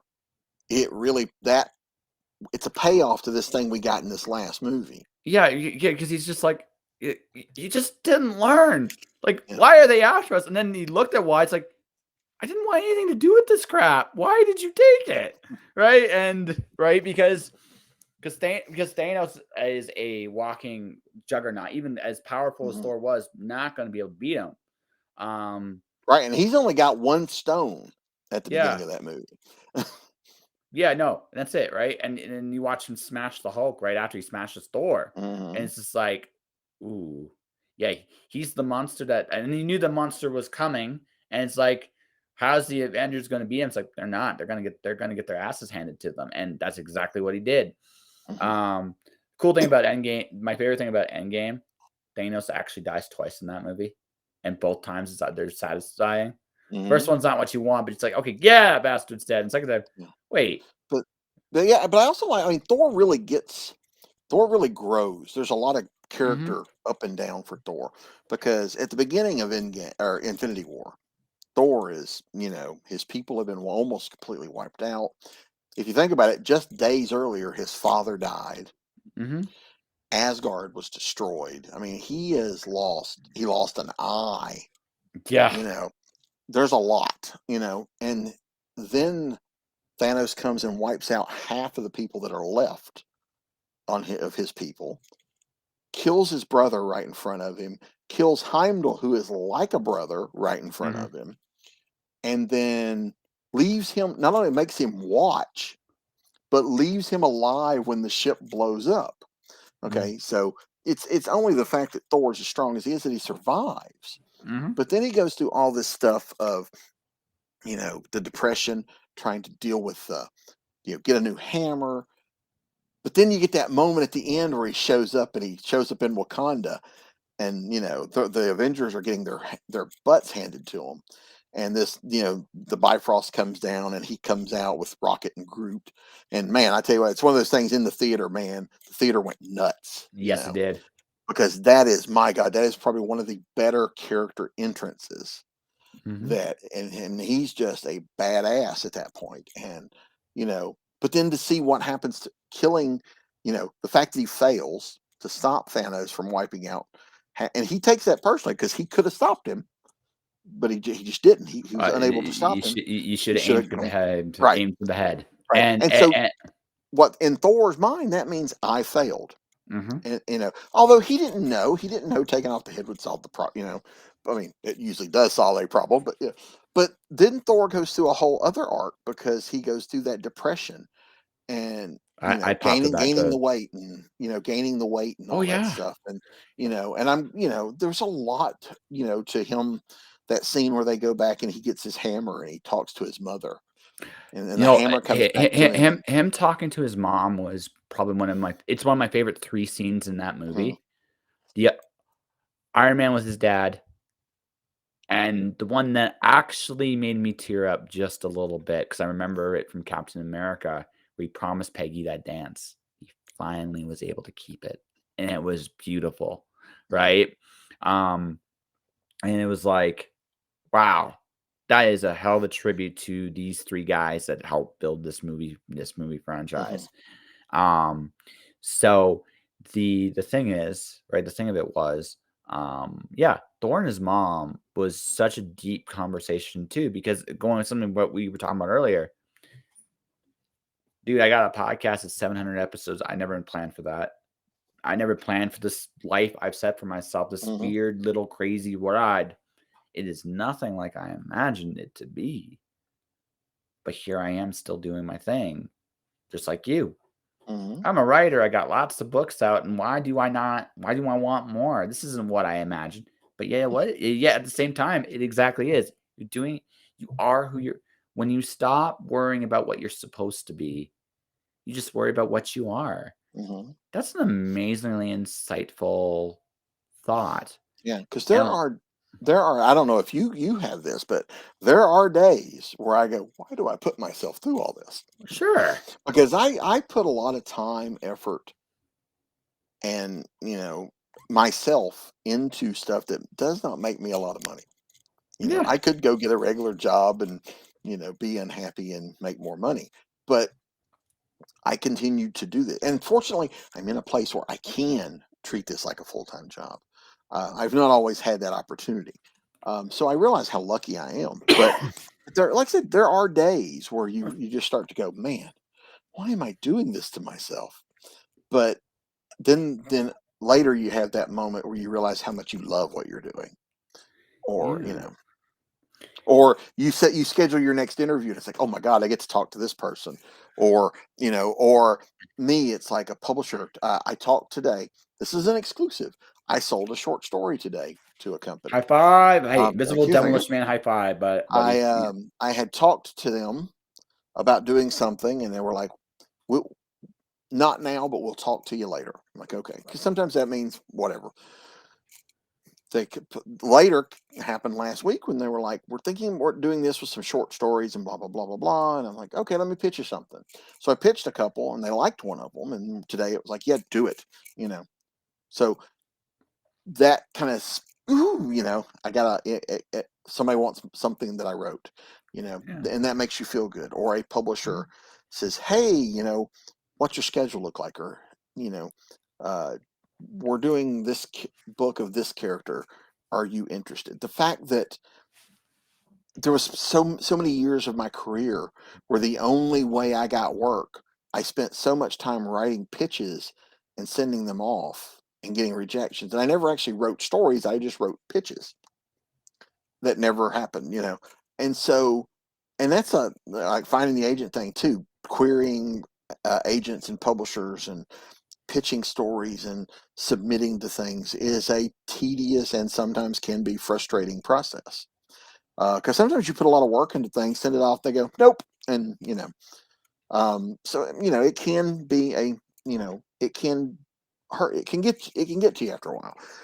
But I've been doing this long enough. And I guess I've built up a bit of a reputation with publishers to where it's very rare for me to go out and go, hey, I want to pitch you something. I still do it from time to time, but a lot of times it's like a publisher will call up and say, hey, we got the rights to this character and we're going to do some stuff with this character. Are you interested? That is a perk to the job. It's that someone that they already appreciate, that they appreciate that I can. I'm trying. You can tell I use words for a living because I don't know how to say what I'm trying to say here. Trained professional, ladies and gentlemen. Yes, Trained professional. it's well, I get to edit when I write. Hard to edit live, but the fact that someone goes, I trust this person with this character, or we want you to do it. Not they already think that you can do it without you saying I want to do it. They think you can do it, and there's something really gratifying in that. And I try not to take it for granted because it's because like I said, there was a lot of years there where I would pitch stuff or talk to publishers and you just kind of get the brush off. It's like, yeah, we'll let you know, or or we're not looking or whatever. Go Mhm. away, kid, you bug me. And so yeah, but that's part of the. You were talking earlier about the branding and the process and all that. It's just bits that kind of grow with you. And yeah, I lost my train of thought somewhere a couple sentences No, no, ago. no, no, So no, okay, no, no, no, sorry, no. So let's talk about gratitude here, because that's where we're actually ultimately going. You realize you could live the very best life. Like, this is normal for me. I get to talk to amazing people. I've hmm made that happen. There's no magic secret to it. I just did it. I just did it, and I did it, and I did it, and I did it, and I did it, and I did it, and I did it until people just realize this is what this guy does. And a hmm lot of and, people and think I'm and real. and there's something because people too, like, because I used to co-host a podcast, and people used to think too, oh, you just call these people. No, we still have to get the guests. You know, not Mhm. people are not just going to come on your show because you have a show. Most people will reference or research your show. They'll listen to a couple. to see if you're the kind of person they want to be on the show with, to see what kind of content you're doing, what kind of show you're doing. You don't want to go on a show and be blindsided. You don't want to go on a show thinking that this is going to be me talking about my book, and then you get on there and they're making fun of your book, because like a lot of radio stations do that. And so you reference. So the fact that you get the guests that you do is also a testament to what you do, because they're checking out. Like, this is what, my third time on, fourth time on, I something think like it's that. third. Third. It's third. I think it's third. And Yeah. if I had not had fun the first time, I wouldn't have come back. Well, no. Well, that's It's it, right? Yeah. So there's a lot of that too. That is part of you're building that it's like, oh, I have fun coming and talking to Josh. I know I'm going to have a good time. Great. And that helps you when it comes time to reach out to people to interview. It also helps when, people, like, I know other authors and they're always going, I got a book coming. I was like, hey, here's some people you should contact, for Yeah. shows, podcasts, or whatever. So that word of mouth helps a lot. And so it's not just that you get to do this, that you do it well, I Yeah. guess is what I'm trying to say. Well, I appreciate that. No, like what I was about to say, like, here's the thing. I'm breaking into metal bands next month. I'm actually interviewing a Moth from Finland next month. And then another Canadian. Like, it's not going to be a main part of my show in the sense it's going to be every week, but Mm-hmm. I want to do a couple, like, again, keep expanding what the show can be. So having live musicians on the show every once in a while on a live visual show Mm-hmm. seems like a no-brainer, right? But again, it's thinking about what you can do with what you have. And again, I've hit a certain point. My regular listening numbers are solid, right? They're not like, I regularly get a few days a week where I break 100 plays, downloads, Mm-hmm. right? It's regular now. So I mean, it's not, I guess I got to do a little bit more in terms of sponsorship stuff. But once I get to a certain point there, my numbers, I think, are going to keep going up But because, also, you've done. I talked to a friend about this, because he was who yeah, has a podcast, and he was like, I want to do some interviews with people at conventions. I'm trying to pitch, like, running interviews with the celebrities at conventions and stuff. And he's like, I don't know. I don't know if they'll, how do I convince them? I was like, you have over 600 episodes of your podcast and you interview someone on every one of them. You are an expert interviewer. mhm, You have 700. This is what, episode 709. yes, You have interviewed over 700 people. mhm, That makes you an expert expert, yeah. at interviews. It's not like, it's not like you went on episode 3 and said, okay, I'm gonna, Oh, you know, no, I did because I'm and crazy, but I mean, I just, no, but no, but the thing is, I learned something a long time ago, and this is probably one of the best pieces of advice I've ever heard. It never hurts to ask. The worst mhm, people can say is no, no. And right? as we said earlier, no is powerful. But yes, yeah. But so really, and if someone says no, what happens? At the end of the No, day, I'm writing books. I'm telling stories at the end of the day. I'm not curing diseases. I'm not stopping wars. I'm not, I'm just trying to entertain people, and hopefully, have make people read something that they'll enjoy and feel good about, and can yeah, maybe escape, from certainly in this day and age, escape the tensions that are outside our doors, And so, yeah, it's, and one of the things, I think we talked about this last time I was on here, when all the pandemic stuff started, creative people really stepped up to doing, and not in a way it's like, ooh, I'm going to make money here, but started, look at all the number of creative people that started, like, reading stories for free on video oh for yeah, people to listen to, doing new podcasts cropping up, or people putting out their podcasts more frequently, so people had new content to help them, kind of have something to do while there was no new TV, while the books weren't being delivered, that kind of stuff. And so there's a lot of creative people that did stuff like that, and I feel really good to be part of that industry, that mhm, group of people that get out there and go, you need to escape from your you need to escape for 5 minutes. Here, I'm going to provide you with something for 5 minutes or 10 minutes or whatever. So yeah. Which is, I mean, that's it. Like I did, like I started reading for my book pretty much the next day. Again, I'm one of those weird motherfuckers. Pandemic did nothing to traumatize me in terms of, well, what am I going to do next? Like, no, it's okay. Like I made my peace a long time ago. One day I ain't going to be here anymore. So fuck it. Yeah. While I'm here. Actually, the odd thing, because I do talk to, like I said, I have creative friends and we talk, and I know a lot of people that the pandemic curtailed their creativity. There was a lot of people there was just too much anxiety to do it, and totally valid. Mhm. I was a bit the opposite, not being gone every weekend, Yeah. because before the pandemic, as part of my job or my business here, I was at conventions or events or book signings or fairs or bookstores or something every weekend, or at least 3 weekends a month. And so you look at that in the span of the year, 40 something weekends a month, I'm gone for a day or two. Being home the last year and a half, every weekend, my productivity soared Mhm. because I had 3 extra days to work. Because I don't know about you, but as I get older, when I get home from a con on Sunday, I need Monday to relax and Yeah. recuperate. I can't just come home and go right. I'm exhausted. Oh yeah. And, and, No. and it only gets worse the older I get. I turned 50 last August, and it's yeah, it's it gets a little harder every year Oh, to absolutely. bounce back, because and part of it's my own fault. When I'm at the con, I am on. You know, I I get up early. Go, you do the con. And I'm a one man band, so I'm doing all the setup.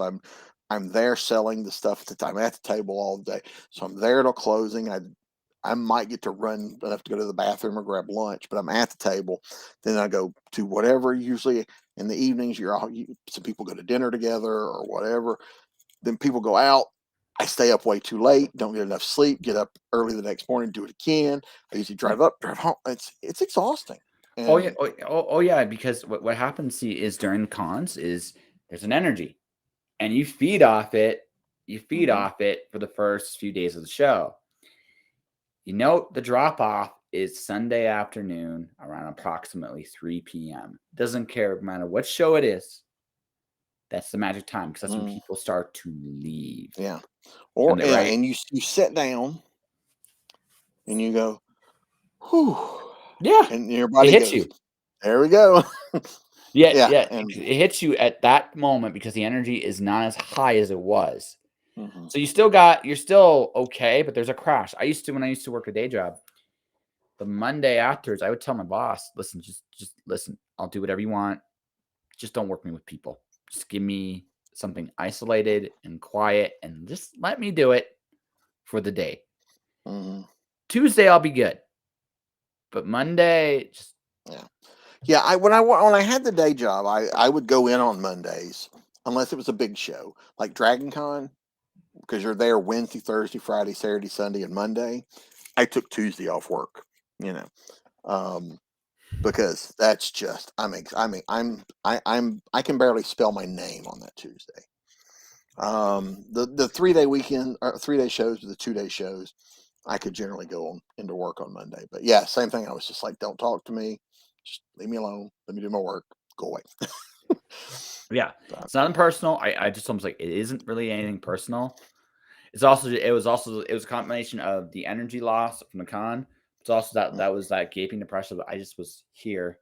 Now it's like, yeah. oh Well, and I yeah. subsist on more caffeine when I'm gone, and you don't eat right, you don't sleep right. Then you come home and Mhm. you crash, and then when you get up from crashing, it's crashing is not always restful.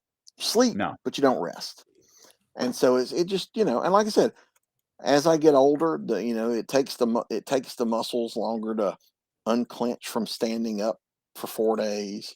Because your calf muscles hurt, and you've lifted all these boxes of books, and books are heavy. You know, you've done all that. Yeah, it's, you know, you've gotten them in your car, and there's a lot of walking. I tell you what, you don't think about it while you're doing it. Wear one of those pedometers to a con and see how much you walk Oh yeah, over the absolutely. course No, of it's a a con. lot. It's a lot. Like, I mean, and then on top of that, if you're going to like go to bar, meet with some Hmm. friends, like there's a lot Yeah, well, of I mean, yeah, just put it on at the beginning of the con and take it off the end. I did one time, and it's on Sunday evening when I got through with the con and got in the car. I took it off and I looked at it, and I had walked 31 miles in Mhm. 3 days. Three and a Yeah. half. I think I got there that night. So 3.5 days, I had walked 31 miles. Now, if I'd have tried to do that, just I'm going to walk 31 miles, I would have thought I And was going to die. yeah, but that wasn't it. You So, were so caught up with what you were doing mhm, that, it worked out really, really well for you, right? But mhm. no one But then, thinks in but then those, once you realize that, I walked 31 miles, and it's like, oh my God, my legs hurt. It's like you're not hungry until you go, I haven't eaten all day, and then your belly goes, ooh, you haven't eaten all day. yes. Yeah, No, I totally get that. Absolutely, 100%. Ooh, Mr. Bobby, I think we've gone for quite a while already. yeah. We've had fun, I think. It's been great. I've had a good time. So I we talked, considering we didn't have a topic, we just kind of just but that's my show, right? I mean, yeah. I like. Okay, funny story. So a very talented romance author had signed up like to one of the last cons I attended. There's people like signing up. And they gave me a booth to do some interviews in. So one of the people that signed up, she comes in. She's a very, very well known romance writer. She goes, "Yeah, I'm ready to do the interview." "Oh, that's cool. What are we going to talk about?" "Nah, we'll figure it out as we go." The look on her face is like, what did I sign up for? I actually prefer that because you can go, Mhm. because sometimes I've done interviews where they've got a list of questions, and they'll ask a question and you answer it, and it almost begs a follow-up question that they don't ask, because it's not on their list. Well, And it's here's the thing. We've gone 1 hour and 40 plus minutes right now. If I just did this as a question and answer podcast, the most we could go before it gets boring is 30 minutes. mhm. That's the absolute most. At 15, that's a decent sweet spot. Like 15 minutes, that's a really good sweet spot. But 30 is you can do 30. Anything after that, it doesn't feel real. Plus, after you do these often enough, I was supposed to I did a one show, and it was supposed to be me and another guest. There were going to be two Mhm. guests, and at the last minute, the other guest had to cancel. And this is just an hour long show. And they were like, "Oh my God, I'm so sorry, but the other person is canceled." Like, look, I can do an hour, no problem. I can do an hour off. Hi, Bobby, tell us about yourself. Yes, exactly. I was like, I got it. We're good. I can fill the hour. So, but it's experience. I've done so many, Mhm. you know, and and especially where you have one of the fun things about the live ones is especially if people in the comments start asking questions. That's a great, you can get all kinds of good stuff out of that. So there's always fun, and we always have good stuff to talk about because you never know where the conversation's going to go. I Yeah. certainly didn't expect to be talking about Thor and And the Spider Man Fantastic and Four Fantastic and Four tonight. George Perez and Yeah, I yeah, didn't expect to be talking about any of that stuff tonight, but whatever. but it was a fun conversation. So So so before we get to promoting whatever we'd like to promote, I actually have so I do have a question. I know it's the first question I think I've asked you on the show tonight, but I think it's a good one. What was the book you read that made you want to do this? ooh, that's. I don't know if this book made me want to do it, but this book made me fall in love with the idea of certain types of stories.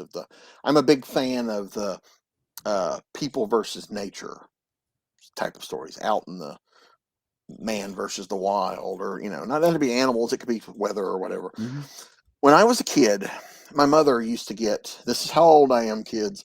My mother used to get the Reader's Digest condensed novels, where it was like a bunch of Ooh. novels in one book. And they cut stuff out of them, although all these years later, I don't know what they cut out because they don't seem to be missing stuff. Um, but there was one I read called The Snowbound Six by a writer named Richard Martin Stearns. I've years later went back and just went out and bought the book so I would have the actual book. I've still got the mom's Reader's Digest one somewhere, but it's about these people that get trapped on this mountain in a blizzard and have to work together to get off this mountain. And Mhm. it made me fall in love with that kind of adventure, you know, people versus the elements type of story that I always wanted to write and still write to this day. So that may have been a good one that kind of spurred that kind. I don't, I can't recall any particular book that just reading it go, I can do this, or I want to do this. I don't think there was any one. Now with comics, obviously I grew up reading Spider-Man, so my first love was I want to draw Spider-Man for a living. You know, especially once I learned that hey, people do this for a living.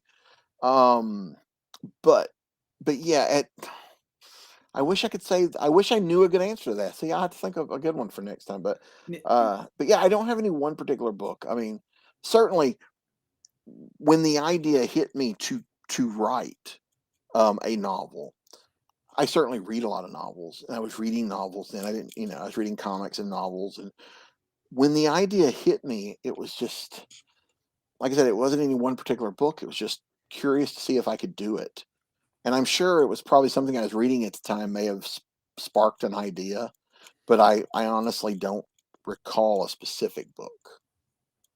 Fair So yeah, enough. I didn't point to one and go, well, if they can do it, no, It's like they no, can I do mean, it. I can if do they it. can Yeah. do it, but But yeah, it- but I've always more than anything, I've been fascinated by certain types of stories. And when I was a kid, I was an only child until I was almost 9. My brother was born a little before I was 9. So I was, it was me and my imagination until I was about 10, because about that time he was old enough to play with, play with you. But so it was just me, alone with my imagination. So I think a lot of my storytelling came from at first copying things I had seen on TV. Because I'd come home from school, watch a little TV, then mom would say, outside, and whatever I was watching on TV, I would go outside and play that.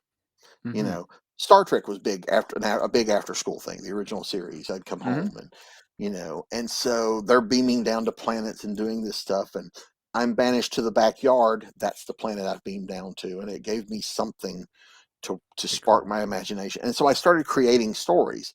I had action figures, and I would create stories for those. And because I didn't have a lot, we were a very poor family, so I didn't have like I couldn't just play GI Joe because I had like 3 GI Joe characters, 3 Star Wars characters, so they were all mixed and matched. So I started creating stories of what they did. Actually, I wrote a story. I did this panel at a con.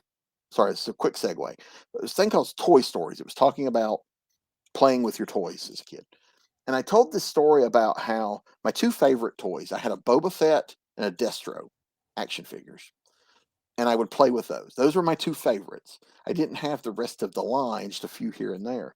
So I invented this storyline of Destro's had it up to here with Cobra, and Boba Fett's had it up to here with the Empire, and the 2 of them decide to go off on their own. They steal a ship because I had a toy ship, and they steal a ship, and they go off to be bounty hunters together, away from these people, their former employers, and I'd get them into all kind of trouble and adventures and whatnot. And that was probably the first time I started actively writing stories, even though I was only doing it in my head. And so I put that in a book. Actually, some people heard it and asked me to put it in a book, a book about writing GI Joe toys and stuff. And so that was probably the first time I sat down and started coming up with stories, even though I didn't realize at the time that's what I was doing. Mhm. Um, and those toys were long since lost. Although in 2020, a friend of mine, I can't reach them where I'd grab them, but a friend of mine, I don't know if you can see it here.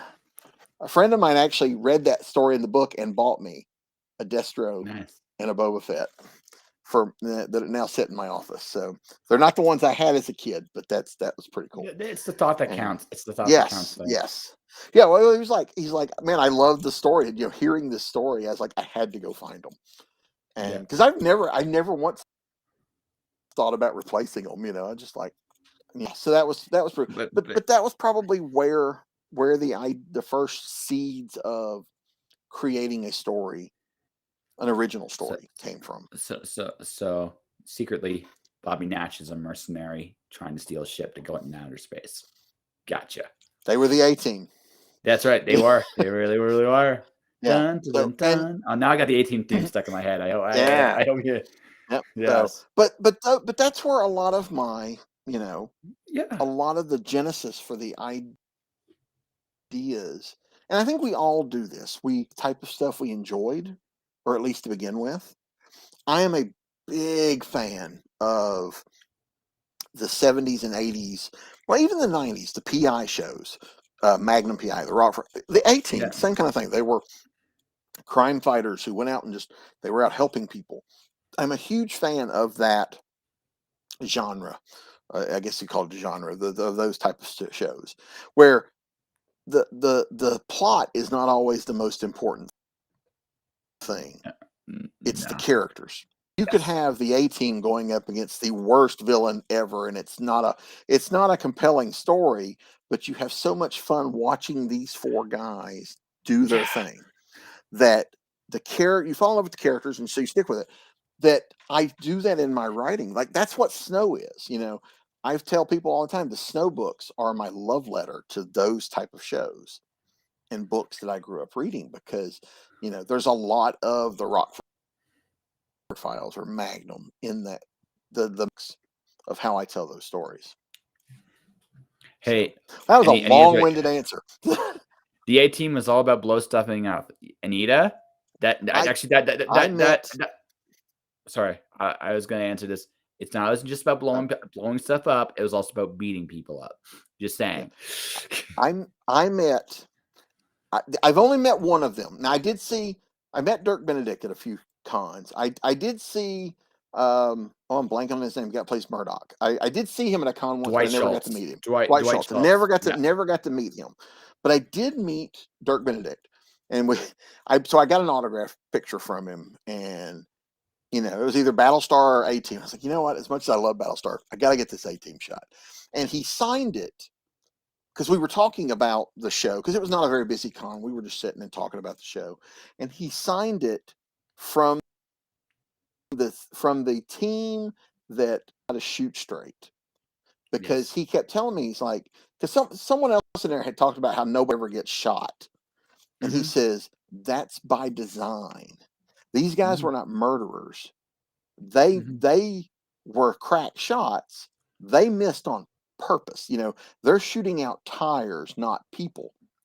That was, and that a lot of people kind of just overlooked that. It was like that's no, they're not killers. This is not what they do. No. And so we had a great chat about that, about the character makeup. And that's one of the things that, if I watched the team in years, but if I was to watch it now, that conversation I had with him would be in the back of my head about, we just see them pointing shooting the guns, and, but really they know exactly what they're doing. They're aiming for the tires. They're aiming for the radiators. Most of their, unless one of them gets shot, rarely does anyone else get shot, unless it's a major plot point. And so but it was one of those things I had not overly thought about until he pointed it out. And I love that about them, that they could have solved a lot of their problems if they were just willing to go shoot people. But again, it would have made them what the Army framed them to be, and they did not want to do that. That was what made absolutely. That was the whole point. Like, they wanted to prove beyond a shadow of doubt, their reactions would prove they are not what are advertised. And plus the people that came to them for help. Yeah. The people that come to them for help would have been different. It wouldn't have been people coming to them going, we got a problem. They would be people going, I need you to kill somebody. So, and they didn't want yeah. yeah. Makes sense. No, it makes sense. Yeah, And so I love that. But one of the thing I learned from all that is character. Character is very important. So sometimes the plot, think about your favorite with these characters. Not every episode is a slam dunk. There are episodes that are not as good as the others. But if you love those characters, it can still get you through yeah, those bad episodes. And I think that's so the writer part of me, when I start any project, I always start with the characters, because not every plot is for every character. Character will handle a plot the same way. hmm Like I did this class where I was teaching them, we were talking about plot and things, and I would tell them, write a simple plot. You got to go from A to B to whatever, just a simple plot. But now drop 3 different characters into the same plot. Drop the A Team into the plot, drop Captain America into the plot, and drop Green Lantern into the plot. You have 3 different stories hmm because they will each handle the problem in their own unique way by what character they are. And so exactly. that always stuck with me. So I always like to start with character, drop the character into the story, and then let the character tell me how they will solve the problem. Yep. Or how they don't, which is interesting in of itself. Yeah, right. Which is Right, interesting. because And that, you know, yeah, Mr. sorry, and Bobby. I rambled on the whole 15 minutes there. Sorry. No, no, there's something wrong, dude. Dude. I get the impression, and I'll take this as a compliment. You enjoy coming on this show and talking to me about whatever the hell. Yeah, and so this is like one of those rare chances. Like we can talk about all kinds of random cool stuff. Or I'm just egotistical and I like to hear myself talk. Hey, listen, I don't judge. Look what I do for a living, there, Bob. I hear Hmm. myself talk all the time. I Hey, have to. yeah, I could talk geeky stuff every day. It's just, Mm, yeah, it's fun. yeah, it's fun.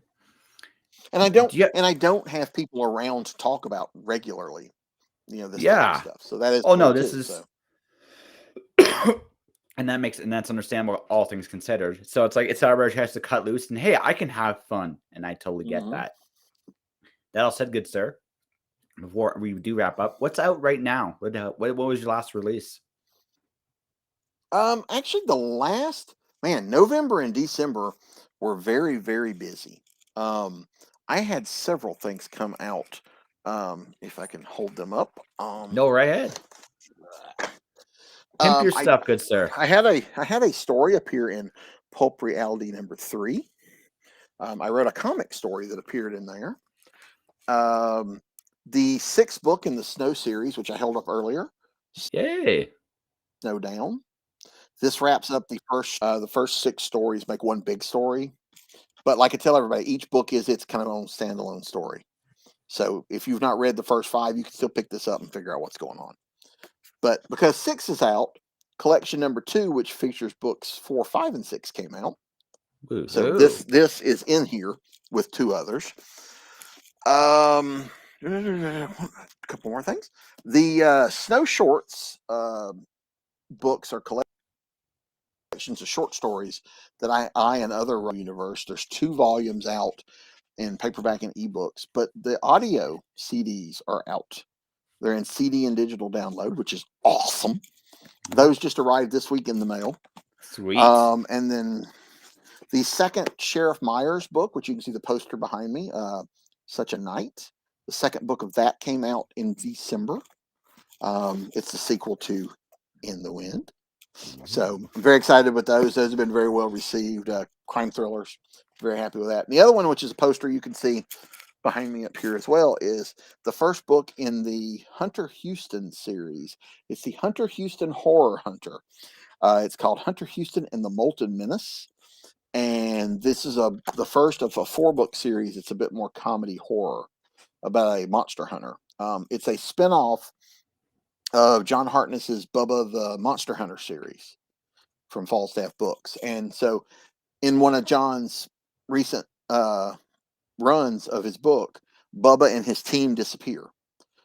If you read the book, you know what happens to them, and you know they've gone off on another adventure. But to the people in the world, they've just vanished without a trace, and so they presumed dead. Hunter Houston is the number 2 monster hunter in the South, and so he has to step up and take, Bubba's place, solving the bigger problems, which really pisses Houston off because he liked being number 2. It meant he dealt with the small problems. He didn't have to deal with these big earth-shattering problems that he's now having to face.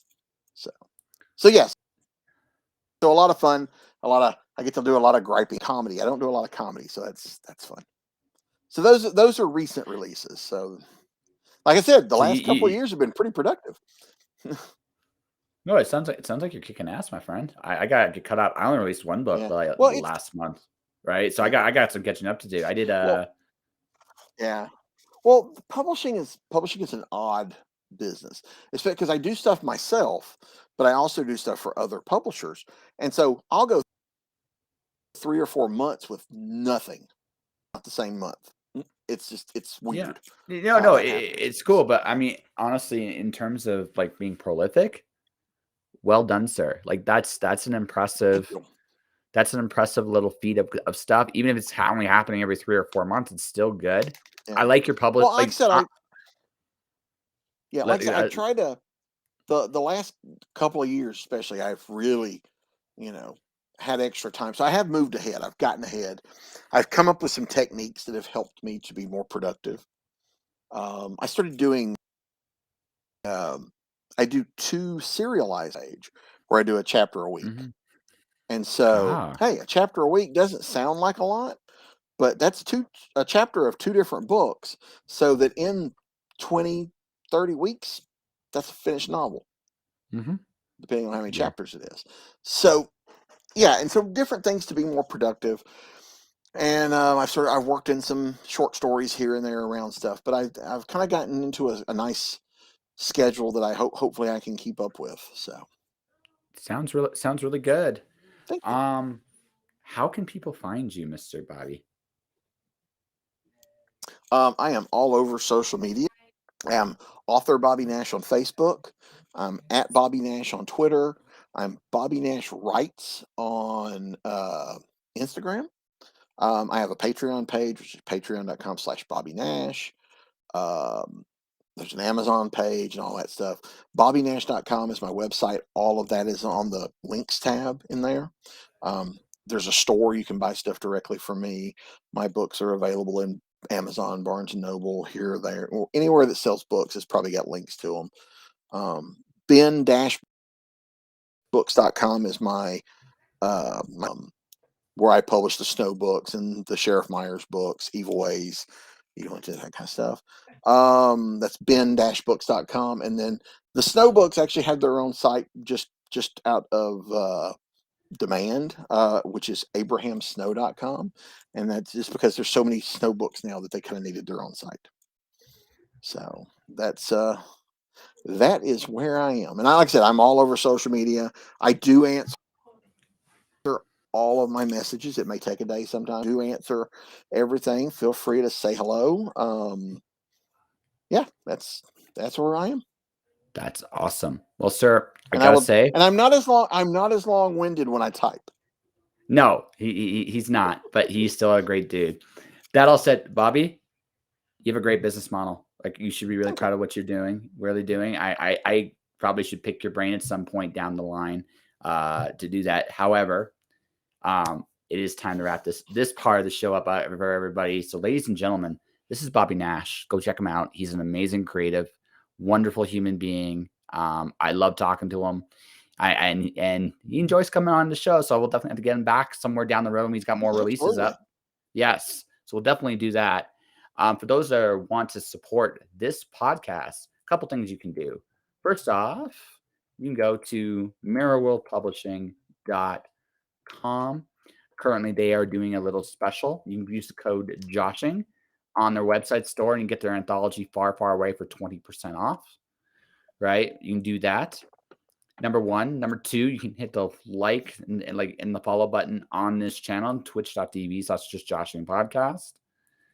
And on top of that, give me a second here because again, trained professional and stuff like that, because You know I'm a trained professional. You can feel it in your bones and stuff like that. I can tell. So my latest release is Alice 1, which I'm just going to put up right at the right here as well for people to show and tell. So Alice 1 is Alice in Wonderland is Greek mythology. Alice is Pandora. She chases the Queen of Hearts over the edge of the world and ends up in the Greek underworld, where she has to get out, play a game of croquet against Jason of the Argonauts. And in so doing, Alice and company have to encounter gods, Very nice. gods, monsters, and perhaps the most terrifying thing of all, themselves. It's available now on Amazon exclusively, coming soon as a Kickstarter, probably in the fall. Got more releases coming up soon, but I'll take those another day. And that will do it for tonight. Tomorrow, my guest is the incredible Teresa Dunn. But beyond all that, folks, stay inspired. Keep shining in the dark. I'll be back tomorrow night. Definitely take a look. Thanks for watching. Thanks for listening. Have yourselves a good night.